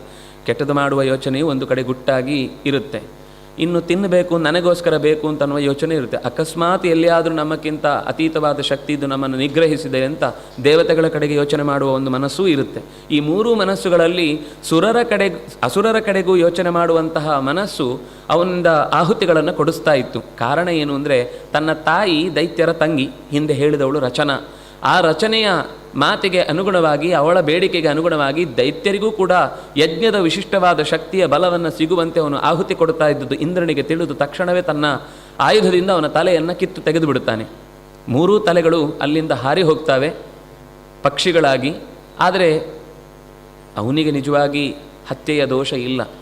ಆದರೆ ಲೋಕದ ದೃಷ್ಟಿಯಿಂದ ಒಂದು ವೇದಾಧ್ಯಯನ ನಡೆಸಿದ, ನಮಗೆ ಈ ಹಿಂದೆ ಒಂದು ಗುರುಸ್ಥಾನದಲ್ಲಿದ್ದು ಉಪಕರಿಸಿದವನ, ಯಾಕೆಂದರೆ ಅವನು ಮಾಡಿದ ತಪ್ಪೇ, ಅದು ಮಾಡಿದ್ದಕ್ಕೆ ಕೊಟ್ಟದ್ದು ಶಿಕ್ಷೆಯೇ, ಹಾಗಿದ್ರೂ ಕೂಡ ನಿಯಮವನ್ನು ಮೀರುವ ಹಾಗಿಲ್ಲ, ಅದೊಂದು ಅನ್ಯಾಯವೇ ಆಯಿತು ಅನ್ನುವುದಕ್ಕೋಸ್ಕರ ಅವನು ತಪಸ್ಸಿಗೋಸ್ಕರ ತೆರಳುತ್ತಾನೆ. ಅದೇ ಹೊತ್ತಿಗೆ ಆ ಸ್ಥಾನದಲ್ಲಿ ಕೂಡುವ ವಿಷಯದಲ್ಲಿ ಒಂದು ಚರ್ಚೆ ನಡೆದು ಕೊನೆಗೆ ಅದಕ್ಕೆ ಯೋಗ್ಯನಾದವ ದೇವತೆಗಳಲ್ಲೇ ಕುರ್ಚಿಗೆ ಕಿತ್ತಾಟ ಆಗಲಿಲ್ಲ. ನಾನು ಕೊಡ್ತೇನೆ ಅಂತ ಹರ್ಕೊಳ್ಳಿಲ್ಲ. ಆದರೆ ಯೋಗ್ಯನಾದ ನಹುಷನನ್ನು ಕರೆತಂದು ಕೂಡಿಸಿ ಆ ಮೂಲಕ ಅವನಿಂದ ರಾಜ್ಯಭಾರವನ್ನು ಮಾಡಿಸಿದ್ರು. ಆದರೂ ಆ ಬಿಸಿ ಆಸನದ ಹಾಟ್ ಸೀಟಿನ ಪ್ರಭಾವವನ್ನು ತಾಳಲಿಕ್ಕಾಗದೆ ನನಗೆ ಇಂದ್ರ ಅಂತನ್ನುವ ಸ್ಥಾನವನ್ನು ಕೊಟ್ಟು ಅದರ ಪ್ಯಾಕೇಜು ಶಚಿ ಬರಲೇ ಇಲ್ಲ ಅಂತ ಆಕ್ಷೇಪ ಮಾಡಿದಾಗ ಕೊನೆಗೆ ಬೃಹಸ್ಪತ್ಯಾಚಾರ್ಯರು ಶಚಿಯ ಅಪೇಕ್ಷೆಯ ಮೇರೆಗೆ ಎಲ್ಲಿದ್ದಾನೆ ಅಂತ ಚಾಕ್ಷುಷಿ ಅನ್ನುವ ವಿದ್ಯೆಯಿಂದ ಅಗ್ನಿಯ ಮೂಲಕ ಅವನು ಹಿಮಾಲಯದ ತಪ್ಪಲಿನಲ್ಲಿರುವ ಕಮಲದ ದೇಟಿನ ನಡುವೆ ತಪಸ್ಸಿಗಾಗಿ ಅಡಗಿ ಕೂತಿದ್ದಾನೆ ಅಂತ ಅನ್ನೋದನ್ನು ತಿಳಿದು ಅವನೇ ಉಪದೇಶಿಸಿದ ಉಪಾಯದಂತೆ ಬೃಹಸ್ಪತ್ಯಾಚಾರ್ಯರ ಮೂಲಕ ಋಷಿಗಳ ಮೇನೆಯಲ್ಲೇ ಅವನು ಕೂತು ಬರಬೇಕು ಅಂತನ್ನುವ ಮಾತು ನಡೆಯಿತು. ಆ ಮೂಲಕ ಋಷಿಗಳ ಮೇನೆಯಲ್ಲಿ ಕುರಿತು ಬರುವಾಗ ವೇದದ ಪ್ರಮಾಣದ ಬಗ್ಗೆ, ಇದು ವೇದ ಪ್ರಮಾಣವೋ ಅಲ್ಲವೋ ಅಂತ ಹೀಗೆ ಕೇಳಿದಾಗ ಇದು ಮುಂದೆ ನನ್ನ ಯೋಚನೆಗೆ ಬರುತ್ತೆ ಅಂತ ಗೊತ್ತಾಗಿ ಸಿಟ್ಟಿನಿಂದ ಅಗಸ್ತ್ಯರ ಹಿಂದಿನ ಮುಡಿಯನ್ನು ಒದ್ದಾಗ ಅಲ್ಲಿರುವ ಚತುರ್ಮುಖ ಆತನನ್ನು ಭೂಮಿಯಲ್ಲಿ ಬಿದ್ದು ನೀನು ಹೆಬ್ಬಾವಾಗಿ ಬೀಳು ಅಂತ ಶಪಿಸ್ತಾರೆ. ಶಾಪಕ್ಕೆ ಪ್ರತಿಯಾಗಿ ಕೊನೆಗೆ ತಪ್ಪಾಯಿತು ಅಂತ ಕೇಳಿಕೊಂಡದ್ದಕ್ಕೆ ಪಾಂಡವರಿಂದ ಉದ್ಧಾರ ಆಗುತ್ತೆ ಅಂತನ್ನುವ ಅನುಗ್ರಹವನ್ನು ಪಡೆದು ಹೊರಟು ಹೋಗ್ತಾನೆ. ಇಂದ್ರ ಮತ್ತೆ ಮರಳಿ ಆ ಬ್ರಹ್ಮ ಹತ್ಯೆಯ ದೋಷವನ್ನು ಎಲ್ಲವನ್ನು ಕಳಚಿಕೊಂಡು ಅದರ ಒಂದಿಷ್ಟು ಪಾಲುಗಳನ್ನು ಭೂಮಿಗೆ, ನದಿಗೆ, ವೃಕ್ಷಗಳಿಗೆ, ಹೆಣ್ಣು ಮಕ್ಕಳಿಗೆ ಹೀಗೆ ಹಂಚಿದ. ಅದರ ಅರ್ಥ ಆವತ್ತಿನಿಂದ ಅವರಲ್ಲಿ ಆ ದೋಷ ಇದೆ ಅಂತ ಅರ್ಥ ಅಲ್ಲ. ರಜೋದರ್ಶನ ಅದು ಪ್ರಕೃತಿಯ ಸಹಜ ನಿಯಮ. ಈ ಹೇಗೆ ಅಶ್ವಿಗಳಿಗೆ ಯಾಗವನ್ನು ಮಾಡುವುದರ ಮೂಲಕ ಪಾಲು ಕೊಡಬೇಕು ಅಂತ ಇಂದ್ರ ಚ್ಯವನರ ಒಂದು ಗಲಾಟೆಯಿಂದಾಗಿ ಆಯಿತೋ, ಅಲ್ಲಿಂದ ನಂತರದಲ್ಲೇ ಅವರಿಗೆ ಆಹುತಿ ಸಿಕ್ಕಿತು ಅಂತ ಅರ್ಥ ಅಲ್ಲ, ಅದಕ್ಕಿಂತ ಮುಂಚೆ ಇತ್ತು. ಆದರೆ ಲೋಕದಲ್ಲಿ ಕೆಲವೊಂದು ನಿಯಮಗಳನ್ನು ತೋರಿಸಿಕೊಡುವುದಕ್ಕೋಸ್ಕರ ಆ ಘಟನೆಯ ಮೂಲಕ ಮುಂದೆ ಜನರಲ್ಲಿ ಅದು ಬರಬೇಕು, ಅಲ್ಲೆಲ್ಲೋ ಇರುತ್ತೆ, ಅದು ಇಲ್ಲಿ ಪ್ರಸಾರ ಆಗಬೇಕು ಅನ್ನೋದಕ್ಕೋಸ್ಕರ ಆ ಘಟನೆ ನಮ್ಮ ತನಕ ಬರುವುದಕ್ಕೋಸ್ಕರ ನಡೆಯುತ್ತೆ. ಹಾಗೆ ಅದು ಪ್ರಕೃತಿಯ ಸಹಜ ನಿಯಮವನ್ನು ಲೋಕದ ದೃಷ್ಟಿಯಿಂದ ಅರ್ಥ ಆಗಿಸ್ಲಿಕ್ಕೋಸ್ಕರ ಈ ರೀತಿ ಆ ಹತ್ಯೆಯನ್ನು ವರಗಳನ್ನಿತ್ತು ಅವರಿಗೆ ಹಂಚಿ ಅವರನ್ನು ಉದ್ಧರಿಸಿದ ಅನ್ನುವ ಈ ಕಥೆಯನ್ನು ಇಂದ್ರನ ಮೂಲಕ ಹೇಳಿದ ನಂತರ ತ್ವಷ್ಟೃವಿಗೆ ಕೋಪ ಬರುತ್ತೆ, ವಿಶ್ವರೂಪನನ್ನು ತನ್ನ ಮಗನನ್ನು ಕೊಂದ ಅನ್ನುವ ಕಾರಣಕ್ಕಾಗಿ. ಆಗ ಅವನು ತೀವ್ರತರವಾದ ಒಂದು ಯಾಗವನ್ನು ಉಗ್ರವಾಗಿ ಋಷಿಗಳನ್ನೆಲ್ಲ ಕರೆಸಿ ಯಾಗ ಮಾಡುತ್ತಾನೆ. ಇಂದ್ರನನ್ನು ಕೊಲ್ಲುವ ಮಗು ಬೇಕು ಅಂತ. ಇಂದ್ರ ಶತ್ರೋರ್ವರ್ಧಸ್ವ, ಅದು ಇಂದ್ರ ಅನ್ನೋದು ಕಮ್ಮಿಯಾಗಿ ಶತ್ರು ಅನ್ನೋದು ಎತ್ತರಕ್ಕೆ ಬರಬೇಕು. ಆದರೆ ಅವನು ಇಂದ್ರ ಅನ್ನೋದು ದೊಡ್ಡದಾಗಿ ಶತ್ರು ಅನ್ನುವ ಶಬ್ದ ಆ ಕೆಳ ಮುಖಕ್ಕೆ ಹರಿದು ಬರುವ ಹಾಗೆ. ಅದರಲ್ಲಿ ಬಹುವ್ರೀಹಿ, ಈಗ ಉದಾತ್ತ, ಆದ್ಯುದಾತ್ತ, ಅಂತ್ಯೋದಾತ್ತ ಅಂತ 3 ಕ್ರಮದಲ್ಲಿ, ಮಧ್ಯ ಉದಾತ್ತ, ಆದ್ಯುದಾತ್ತ, ಅಂತೋದಾತ್ತ ಅಂತ 3 ಕ್ರಮದಲ್ಲಿ ವೇದಗಳನ್ನು ಓದುವ ಕ್ರಮ. ಅದರಲ್ಲಿ ಉದಾತ್ತದ ಅಂದರೆ ಅನುದಾತ್ತವನ್ನು ಗಮನಿಸುವಂಥದ್ದು. ಉದಾತ್ತದ ನಂತರ ಅನುದಾತ್ತ ಬಂದರೆ ಅದು ಸ್ವರಿತ ಆಗುತ್ತೆ, ಅದರ ನಂತರ ಬಂದರೆ ಅದು ಪ್ರಚಯ ಆಗುತ್ತೆ, ಉದಾತ್ತದ ಹಿಂದೆ ಇರುವುದು ಅನುದಾತ್ತವಾಗಿ ಉಳಿಯುತ್ತೆ ಅಂತ ಈ ನಿಯಮ. ಅದನ್ನು ಹೇಳುವ ಭರದಲ್ಲಿ ಅಕಸ್ಮಾತು ನಂತರದ ಉದಾತ್ತವನ್ನು ಹೇಳಿದರೆ ಅದು ಬಹುವ್ರೀಹಿ ಆಗುತ್ತೆ, ಪೂರ್ವದ ಉದಾತ್ತ ಹೇಳಿದರೆ ಅದು ತತ್ಪುರುಷ ಸಮಾಸ ಆಗುತ್ತೆ. ಆದರೆ ಅವನು ತತ್ಪುರುಷ ಸಮಾಸದಲ್ಲಿ ಹೇಳಬೇಕಾದ ಇಂದ್ರನ ಶತ್ರು ವರ್ಧನೆಗೊಳ್ಬೇಕು ಅಂತ ಹೇಳಬೇಕಿತ್ತು. ಇಂದ್ರನೇ ಶತ್ರುವಾಗಿ ಉಳ್ಳವನು ಹುಟ್ಟಬೇಕು ಅನ್ನುವ ಆ ಅರ್ಥವನ್ನು ಬರುವ ಬಹುವ್ರೀಹಿಗೆ ಕಾರಣವಾದ ಮಂತ್ರವನ್ನು ಉಚ್ಚಾರಣೆ ಮಾಡಿದ್ರಿಂದ ಹುಟ್ಟಿದ, ಬೆಳೆದ, ದೈತ್ಯರ ಪರವಾಗಿ ನಿಂತು ಮಹಾ ಸಂಗ್ರಾಮಗಳಲ್ಲಿ ತೊಡಗಿ ದೇವತೆಗಳನ್ನು ಮಣಿಸಿದ. ದೇವತೆಗಳು ಹೋಗಿ ಯಾರಪ್ಪ ನಮಗೆ ರಕ್ಷಣೆ, ಈ ಒಂದು ಕಳಚಿಕೊಂಡು ಪರಿಹಾರ ಆಯಿತು ಅಂತ ಏಜೋಸಿರು ಬಿಟ್ಟು ಇನ್ನೊಂದು ನೆಟ್ಟಗಿನ ಉಸಿರು ತೆಗೆದುಕೊಳ್ಳುವ ಅಂದಾಗ ಮತ್ತೆ ಕುತ್ತಿಗೆ ಹಿಡಿಯೋರು ಬಂದು ಬಿಟ್ರಲ್ವ, ಹೇಗೆ ನಮ್ಮ ಮುಂದಿನ ಜೀವನ ಅಂತ ಕೇಳಿದಾಗ ದಧ್ಯಂಗ್ ಅಥರ್ವಣನ ದಧೀಚಿ ಮುನಿಯ ಪರಿಚಯವನ್ನು ಮಾಡಿಕೊಟ್ಟು ಅವನಿಗೋಸ್ಕರ ನೀವು ಹೋಗಿ ಬನ್ನಿ ಅಂತ. ಬಹಳ ಚೆನ್ನಾಗಿದೆ. ಪುರಾಣಗಳಲ್ಲಿ ಬೇರೆ ಕಡೆ ಇನ್ನೂ ವಿಸ್ತಾರವಾಗಿ ದೇಶಕ್ಕೋಸ್ಕರ ನಾನು ನನ್ನ ಶರೀರವನ್ನು ತ್ಯಾಗ ಮಾಡ್ತೇನೆ ಅಂತ ಅನ್ನೋದು, ಜಗತ್ತಿನ ಲೋಕಹಿತಕ್ಕೋಸ್ಕರ ತ್ಯಾಗ ಮಾಡ್ತೇನೆ ಅಂತ ಅನ್ನೋದು ನನಗೆ ಹೆಮ್ಮೆ ತರುವ ಸಂಗತಿ ಅಂತ ಹೇಳಿ ಯೋಗದ ಮಾರ್ಗದಿಂದಲೇ ನೀವು ಬೇಡಲಿಕ್ಕೆ ಬರುವುದಲ್ಲ, ನೀವು ಹೇಳಲಿಕ್ಕೆ ಬರಬೇಕು ಅಂತ ಶರೀರವನ್ನು ಎತ್ತಿ ಕೊಡ್ತಾನೆ. ಅದನ್ನು ವಿಶ್ವಕರ್ಮನಿಂದ ಚೆನ್ನಾಗಿ ಆಯುಧವಾಗಿ ಬದಲಾಯಿಸ್ತಾರೆ. ನಮಗೆ ನಮ್ಮ ದೇಶದಲ್ಲಿ ಇವತ್ತಿಗೂ ಪರಮವೀರ ಚಕ್ರದ ನೀವು ಮುದ್ರೆ ನೋಡಿದರೆ ಅದರಲ್ಲಿ ಈ ವಜ್ರಾಯುಧದ ಚಿತ್ರವನ್ನೇ ಇಟ್ಟುಕೊಂಡು ಅವರು ಅದನ್ನು ಗುರುತಾಗಿ ಕೊಡುವಂಥದ್ದು.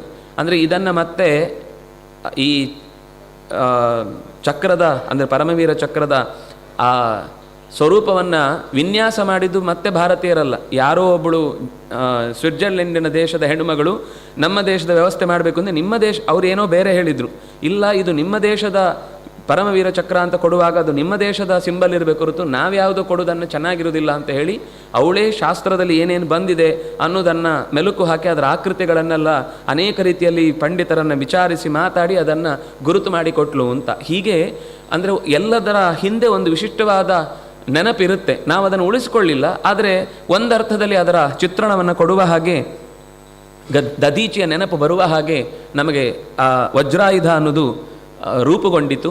ಅಂತೂ ವಜ್ರಾಯುಧದ ಮೂಲಕ ವೃತ್ರಾಸುರನ ಸಂಹಾರಕ್ಕಾಗಿ ಮಹಾಯುದ್ಧದಲ್ಲಿ ಎದುರು ನಿಂತಾಗ ಅವನ ಹೊಡೆತಕ್ಕೆ ಸಿಕ್ಕಿ, ತುಂಬ ಹೊತ್ತು ಯುದ್ಧ ಆಗಿದೆ, ಹೊಡೆತಕ್ಕೆ ಸಿಕ್ಕಿ ವಜ್ರಾಯುಧ ಬಿದ್ದೋಯಿತು. ಎತ್ಕೊಳ್ಳಿಕ್ಕೆ ಒಂಥರ ನಾಚಿಕೆ ಆಯಿತು. ಆಗ ಹೇಳ್ದ, ನೀನೂ ಒಬ್ಬ ಪಾತ್ರಧಾರಿ ಆದರೆ ಕೊಲ್ಲುವವನಾಗಿ, ನಾನು ಒಬ್ಬ ಪಾತ್ರಧಾರಿ ಸಾಯುವವನಾಗಿ. ಆದರೆ ನಾನು ಸಾಯುವವನಾಗಿ ಪಾತ್ರಧಾರಿ ಆಗಿದ್ದರೂ ಕೊನೆ ತನಕನೂ ನಾನು ನನ್ನ ಹೋರಾಟ ನಡೆಸಬೇಕಾದ ನನ್ನ ಕರ್ತವ್ಯ. ನನಗೆ ಗೊತ್ತಿದೆ ನಾನು ನಿನ್ನಿಂದ ಸಾಯ್ಲಿಕ್ಕೋಸ್ಕರನೇ ಹುಟ್ಟಿರೋದು ಅಂತ. ಆದರೂ ಕೂಡ ನಾನು ನಿನಗೆ ಪ್ರತಿರೋಧವನ್ನು ಒಡ್ತಾ ಇರೋದು ಯಾಕೆಂದರೆ ನಾನು ಯಾರಿಗೆ ಪರವಾಗಿ ನಿಂತು ಯುದ್ಧ ಮಾಡ್ತಾ ಇದ್ದೀನೋ ಅವರಲ್ಲಿ ನ್ಯಾಯ ಕೊಡಬೇಕು, ನನ್ನ ಕರ್ಮವನ್ನು ನಾನು ಸರಿಯಾಗಿ ಮಾಡಬೇಕು, ಅದಕ್ಕೋಸ್ಕರ ಯುದ್ಧ ಮಾಡ್ತಾ ಇದ್ದೇನೆ ಅಂತ ಹೇಳಿ ಅವನು ಇದ್ದಕ್ಕಿದ್ದಂತೆ ಅವನ ಐರಾವತದ ಸಹಿತ ಒಟ್ಟಿಗೆ ಇಡೀ ಅವನ ದೇಹವನ್ನು ನುಂಗಿಬಿಡ್ತಾನೆ ಇಂದ್ರನನ್ನು. ಆದರೆ ಆ ನಾರಾಯಣ ವರ್ಮದ ಬಲ ಇದ್ದದ್ರಿಂದ ಅವನ ಆ ದೇಹವನ್ನು ಸೀಳಿ ಹೊರಕ್ಕೆ ಬರ್ತಾನೆ. ಒಂದು ಸರ್ತಿ ಪ್ರಾಣವನ್ನು ಬಿಟ್ಟದ್ದಾದರೂ ಅವನಿಗೂ ಆ ಎಚ್ಚರ ಇದ್ದದ್ರಿಂದ ಮತ್ತೆ ಎದ್ದು ಬರ್ತಾನೆ. ಈ ಕಥೆಯಲ್ಲಿ ಪುರಾಣಗಳಲ್ಲಿ ಬಹಳ ರೀತಿಯ ಬೇರೆ ಬೇರೆ ರೀಡಿಂಗ್ಸ್ ಇದೆ, ಓದುಗಳು ಬೇರೆ ಬೇರೆ ಥರ ಕಾಣುತ್ತೆ. ಆದರೆ ಅವನು ಮತ್ತೆ ಇಬ್ಬರು ಒಪ್ಪಂದ ಮಾಡಿಕೊಂಡು ಮಿತ್ರರಾಗುವ ಹಾಗೆ ಮಾತಾಡಿಕೊಂಡು, ನೀನು ಕೊಲ್ಲುವುದಿದ್ರೆ ಅದು ಒಣಗಿದ್ದೂ ಆಗಿರಬಾರ್ದು, ಹಸಿಯೂ ಆಗಿರಬಾರ್ದು, ಅಂಥದ್ರಲ್ಲಿ ನನ್ನನ್ನು ಕೊಲ್ಲುವುದಾದರೆ ನಾನು ಒಪ್ಪಿಕೊಳ್ತೇನೆ ಅಂತ ಮಾತಾಡಿಕೊಂಡು ಆಮೇಲೆ ಎಷ್ಟೋ ದಿವಸಗಳ ನಡುವೆ ಮತ್ತೆ ಯಥಾಪ್ರಕಾರ ದೇವತೆಗಳ ದೈತ್ಯರ ಕಿತ್ತಾಟದಲ್ಲಿ ಎದುರಾದಾಗ ಇವರಿಬ್ಬರು ಮಾತ್ರ ಒಟ್ಟೊಟ್ಟಿಗೆ ಮಾತಾಡಿಕೊಂಡು ಸಮುದ್ರದ ಬದಿಯಲ್ಲಿ ಸಾಗುವಾಗ ಸಮುದ್ರದ ಆ ನೊರೆಯಲ್ಲಿ ಭಗವಂತನ ವಜ್ರರೂಪ ಆಯುಧಾನಾಮಹಂ ವಜ್ರ ಅನ್ನುವ ಭಗವಂತನ ವಜ್ರರೂಪ ಆ ನೊರೆಯಲ್ಲಿ ಸೇರಿಕೊಂಡು ತಮಾಷೆಗೆ ಅಂತ ಎತ್ತಿ ಬೀಸಿದಂತಹ ನೊರೆ ಅವನ ಎದೆಯನ್ನು ಸೀಳಿ ಅವನನ್ನು ನಾಶಗೊಳಿಸಿತು. ಅಂತೂ ವೃತ್ರನ ಸಂಹಾರ ಆಯಿತು ಅಂತ. ಇಷ್ಟರಲ್ಲಿ ಪ್ರಶ್ನೆ ಬರುತ್ತೆ, ಇಂದ್ರ ಆ ರೀತಿ ಹೇಳಿದಾಗ ಅವನು ಇಂಥ ವೇದಾಂತಿ ಆದವನನ್ನು ಕೊಲ್ಲುವುದು ಹೇಗೆ ಅಂತ ಅವನು ಯೋಚನೆ ಮಾಡಿ ಆ ಅಸ್ತ್ರವನ್ನು ಎತ್ತಿಕೊಳ್ಳಿಲ್ಲ. ನನಗೂ ಈ ಪ್ರಶ್ನೆ ಬಂತು, ಇಷ್ಟು ಇವನಲ್ಲಿ ವೇದಾಂತದ ಚಿಂತನೆ ಬರಲಿಕ್ಕೇನು ಕಾರಣ ಅಂತ.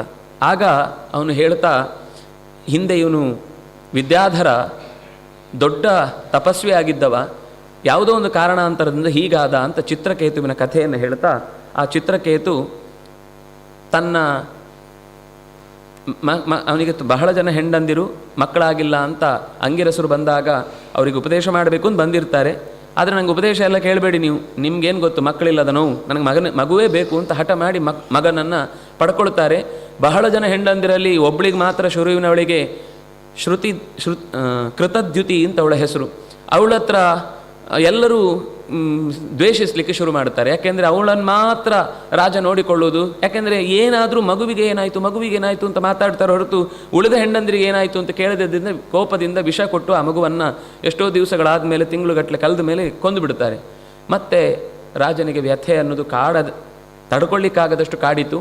ಅಂಗಿರಸರು ಮತ್ತೆ ಬಂದಾಗ ನಾರದರು ಅವರಿಬ್ಬರು ಒಟ್ಟಿಗೆ ಬರ್ತಾ ಇದ್ದಾಗ, ನನಗೆ ಹೇಗಾದರೂ ಮಾಡಿ ಮಗುವನ್ನು ಮರಳಿಸಿ ಕೊಡಿ ಅಂತ. ಆ ಮಗುವಿಗೆ ಇಷ್ಟ ಇಲ್ಲ, ನೀವು ಹೇಗೆ, ನಾನು ನಿನಗೆ ಹೇಳಿದ್ದೇನೆ ಮಗು ನಿನಗೆ ಯೋಗ ಇಲ್ಲ, ಅದು ಬಂದರೂ ಕೂಡ ದುಃಖದಾಯಕವಾಗಿರುತ್ತೆ ಅಂತ. ನೀನೇ ದುಃಖದಾಯಕ ಆದರೂ ಪರವಾಗಿಲ್ಲ, ಒಟ್ಟಂತೂ ಬಂಜೆ ಅನ್ನುವ ಅಪಸ್ವರವನ್ನು ನನಗೆ ಕೇಳಲಿಕ್ಕೆ ಇಷ್ಟ ಇಲ್ಲ, ಒಂದಾದರೂ ಮಕ್ಕಳು ಬೇಕು ಅನ್ನೋದಕ್ಕೋಸ್ಕರ ನೀನು ಕೇಳಿದ್ದಿ ಅಂತ. ಸರಿ, ಈಗಂತೂ ಮರಳಿ ಕೊಡಿಸ್ಬೇಕು ಅಂತ ಕೇಳಿದೆ, ಅದಕ್ಕೂ ಸಾಧ್ಯ ಇಲ್ಲ, ಕರೆಸ್ತೇನೆ ಅಂತ ಆಗಲೇ ಆ ಮಗುವನ್ನು ಕರೆಸಿ ಕಸ್ಮಿನ್ ಜನ್ಮನ್ಯಮಿ ಬ್ರಹ್ಮನ್ ಮಾತರೋ ಪಿತರೋ ಶ್ರುತಾಹ. ಯಾವ ಜನ್ಮದ ನಾನು ತಂದೆ ತಾಯಿಗಳ ಹತ್ರ ಹೋಗಬೇಕು? ಅವರು ನನಗೆ ತನ್ನ ದೇಹವನ್ನು ಹಂಚಿ ಏನು ಕೊಟ್ಟಿದ್ದಾರೋ ಅದನ್ನು ಅಲ್ಲೇ ಬಿಟ್ಟಿದ್ದೇನೆ.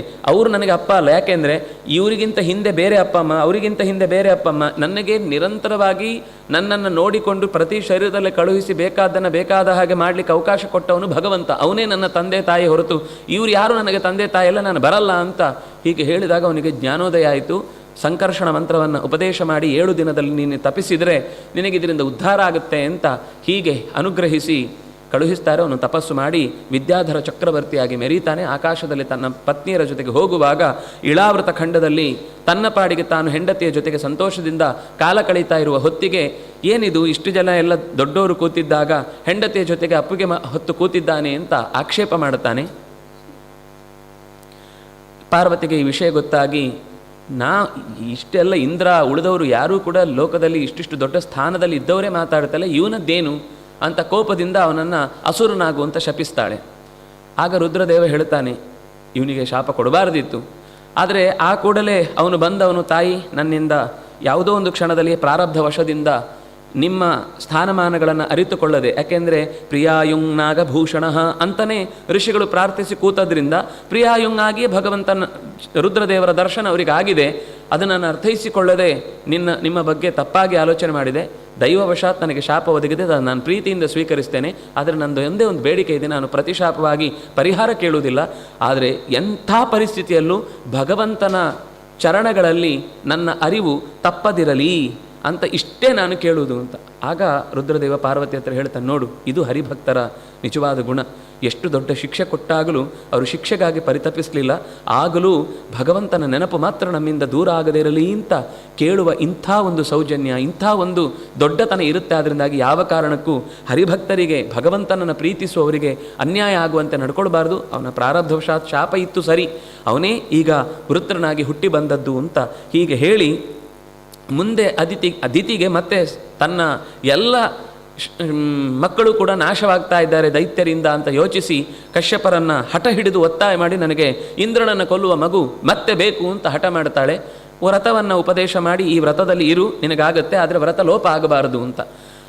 ಈ ವ್ರತ ನಡೀತಾ ಇರಬೇಕಾದ್ರೆ ಇಂದ್ರನಿಗೂ ಸುದ್ದಿ ಹೋಗಿ ಅವನು ಕೂಡ ಅತ್ಯಂತ ಆತ್ಮೀಯತೆಯಿಂದ ಅವರ ಸೇವೆ ಮಾಡ್ತಾ, ಒಂದೊಂದು ಪುರಾಣದಲ್ಲಿ ಒಂದೊಂದು ಥರ ಇದೆ. ಇಲ್ಲಿ ಬರುವಾಗ ಅವಳು ಊಟ ಮಾಡಿದ ಮೇಲೆ ಆಚಮನೆ ಮಾಡದೆ ಹಾಗೆ ಕಾಲು ಚಾಚಿ ಮಲ್ಕೊಂಡ್ಬಿಟ್ಲು ಅಂತ. ಒಂದು ಕಡೆ ಹೊರಗಿಂದ ಬಂದವಳು ಕಾಲು ತೊಳಿಲಿಲ್ಲ ಅಂತ. ಮತ್ತೊಂದು ಪುರಾಣದಲ್ಲಿ ಹೊದೆಯುವ ಚಾದರವನ್ನು ಹಿಂದೆ ಮುಂದೆ ಮಾಡಿ ಅವಳು ಹಾಕೊಂಡ್ಲು ಅಂತ. ಮತ್ತೊಂದು ಕಡೆ ಅವಳು ತಲೆ ಬಾಚಿದ್ದನ್ನು ಆಮೇಲೆ ಕೈ ಸರಿಯಾಗಿ ತೊಳೆಯದೆ, ಕೂದಲನ್ನು ಸರಿಯಾಗಿ ಅದಕ್ಕೆ ವ್ಯವಸ್ಥೆ ಮಾಡದೆ ಹಾಗೆ ಓಡಾಡಿದ್ಲು, ಶುಚಿ ಮಾಡಿಕೊಳ್ಳಿಲ್ಲ. ಅದರಿಂದಾಗಿ ಅವಳ ವ್ರತ ಲೋಪ ಆಯಿತು.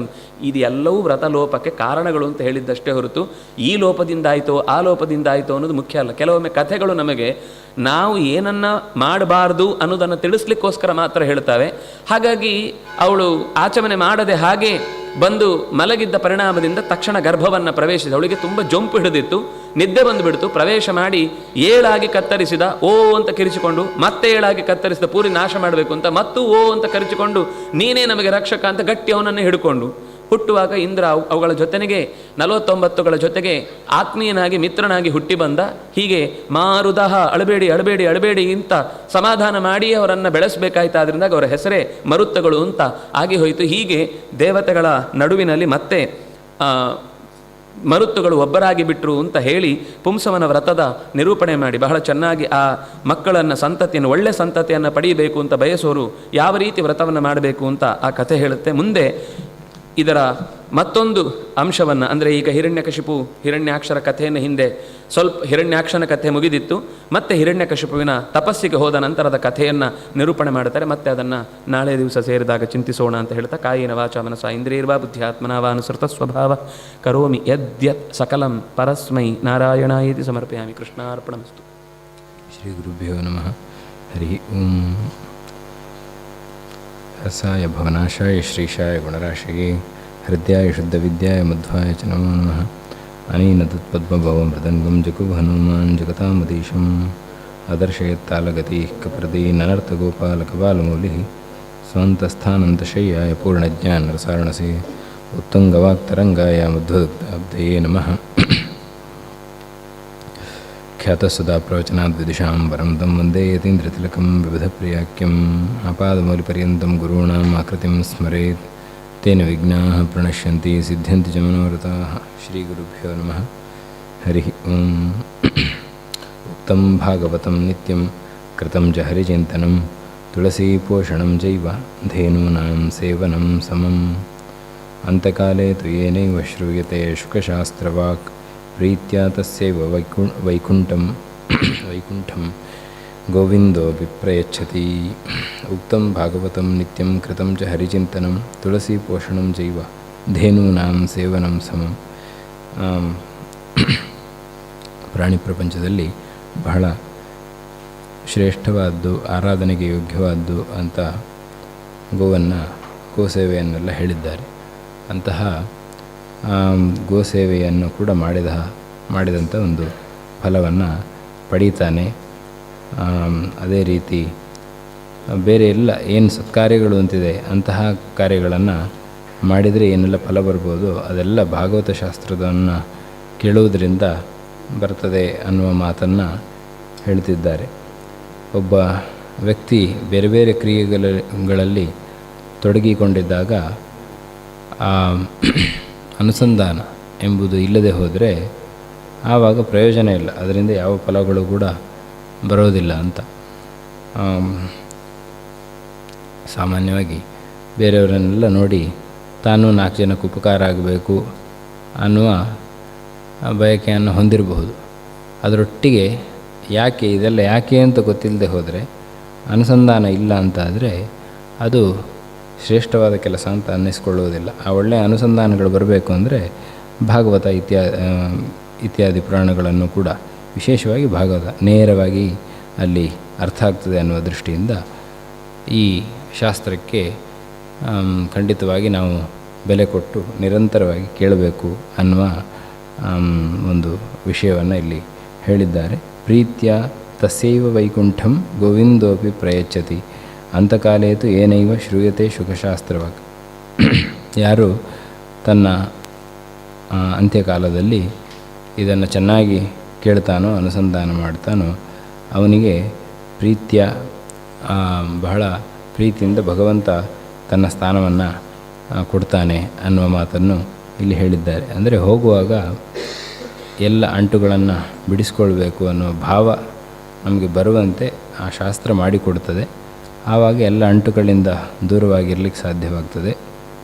ಆ ಮೂಲಕ ವೈಕುಂಠವನ್ನು ಅಥವಾ ದೋಷವಿಲ್ಲದ ಜಾಗಕ್ಕೆ, ಯಾವತ್ತೂ ಕೂಡ ಬಂಧನವಿಲ್ಲದ ಸ್ಥಾನಕ್ಕೆ ನಾವು ಹೋಗಲಿಕ್ಕಾಗ್ತದೆ ಅನ್ನುವ ಮಾತನ್ನು ಹೇಳಿದ್ದಾರೆ. ಈ ರೀತಿಯಾಗಿ ಭಾಗವತ ಕೇಳಿದರೆ ಅಷ್ಟು ಒಳ್ಳೆಯ ಒಂದು ಸ್ಥಿತಿ ಅಥವಾ ಎತ್ತರದ ಸ್ಥಾನಕ್ಕೆ ನಾವು ಹೋಗ್ತೇವೆ ಅನ್ನುವ ಮಾತನ್ನು ಹೇಳಿದ್ದಾರೆ.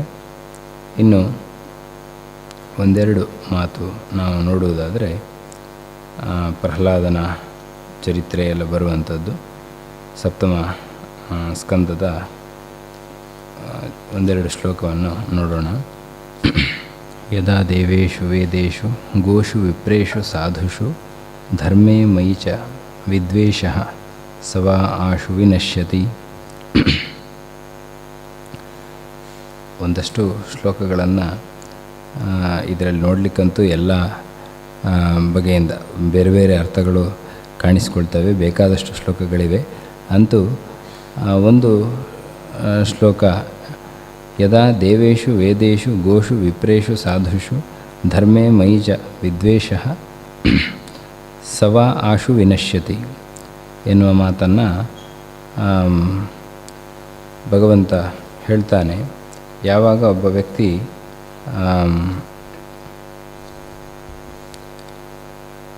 ದೇವತೆಗಳಲ್ಲಿ, ವೇದಗಳಲ್ಲಿ, ಗೋವುಗಳಲ್ಲಿ, ವಿಪ್ರೇಷು ವಿಶೇಷವಾಗಿ ಅಧ್ಯಯನ ಮಾಡಿ ಭಗವಂತನನ್ನು ಹೊಂದಬೇಕು ಅಂತ ಪ್ರಯತ್ನ ಪಡುವವನಲ್ಲಿ, ಸಾಧುಷು ಅದೇ ರೀತಿ ಧರ್ಮ, ಈ ವಿಷಯಗಳಲ್ಲಿ ವಿಶೇಷವಾಗಿ ದ್ವೇಷವನ್ನು ಮಾಡ್ತಾನೋ, ಸವಾ ಆಶು ವಿನಶ್ಯತಿ, ಆಗ ನಾಶ ಹೊಂದುತ್ತಾನೆ ಅವನು ಅನ್ನುವ ಮಾತನ್ನು ಹೇಳ್ತಿದ್ದಾರೆ. ಹಾಗಾಗಿ ನಾವು ವಿಶೇಷವಾಗಿ ಅಧ್ಯಯನಶೀಲರಾಗಿ ತಿಳ್ಕೊಂಡು ಆನಂತರ ಇದು ಯಾಕೆ ಶ್ರೇಯಸ್ಸಿಗೆ ಮಾರ್ಗ ಆಗಿದೆ ಅನ್ನೋದನ್ನು ಅಭ್ಯಾಸ ಮಾಡಬೇಕು. ಸುಮ್ಮನೆ ದ್ವೇಷ ಮಾಡಬಾರ್ದು, ಇದರಿಂದ ನಾಶ ಹೊಂದುತ್ತೇವೆ ಅನ್ನುವ ಮಾತನ್ನು ಈ ಶ್ಲೋಕ ಹೇಳ್ತಾ ಇದೆ. ಈ ರೀತಿ ಪ್ರಹ್ಲಾದನ ಚರಿತ್ರೆಯಲ್ಲಿ ಕೂಡ ಅನೇಕ ಬಾರಿ ತಂದೆಯ ಮಾತು ಎಷ್ಟು ಹೇಳಿದರೂ ಕೂಡ ಪ್ರಹ್ಲಾದ ಹರಿಯೇ ಸರ್ವೋತ್ತಮ ಅನ್ನೋದನ್ನು ಪ್ರತಿಪಾದನೆ ಮಾಡ್ತಾ ಬರ್ತಾನೆ. ಆನಂತರ ಅವನನ್ನು ಮತ್ತೆ ಹಿರಣ್ಯಕಶಿಪು ಅದನ್ನು ಮಗುವಿಗೆ ಮತ್ತೆ ಬೇರೆ ಬೇರೆ ವಿಧವಾಗಿ ತೊಂದರೆ ಕೊಟ್ಟರೂ ಕೂಡ ಆಗ ರಕ್ಷಣೆಗೆ ಭಗವಂತ ನಿಂತು ಪ್ರಹ್ಲಾದ ಮತ್ತಷ್ಟು ಸಾಧನೆ ಮಾಡುವಂತೆ ಪರಿಸರವನ್ನು ನಿರ್ಮಾಣ ಮಾಡ್ತಾನೆ. ಹೀಗೆ ಒಬ್ಬ ಭಕ್ತ ನಿರಂತರವಾಗಿ ಅಚಲವಾದ ನಂಬಿಕೆ ಇಟ್ಟು ಪ್ರಯತ್ನ ಪಟ್ಟರೆ ಖಂಡಿತವಾಗಿ ಅವನನ್ನು ಭಗವಂತ ಪೋಷಣೆ ಮಾಡ್ತಾನೆ ಅನ್ನುವ ಕತೆ ಇತ್ಯಾದಿಗಳು ಈ ಸ್ಕಂದದಲ್ಲಿ ಬರ್ತವೆ. ಅದನ್ನು ಮತ್ತೆ ನಮ್ಮ ಅವಕಾಶಗಳು ಇದ್ದಾಗ ಮತ್ತೆ ಚಿಂತನೆ ಮಾಡುವಂತಹ ಪರಿಸರ ಭಗವಂತ ಒದಗಿಸಲಿ ಅಂತ ಪ್ರಾರ್ಥನೆ ಮಾಡ್ತಾ ಎರಡು ಮಾತನ್ನು ಕೃಷ್ಣಾರ್ಪಣಮಸ್ತು. ಹರೇ ನಮಃ.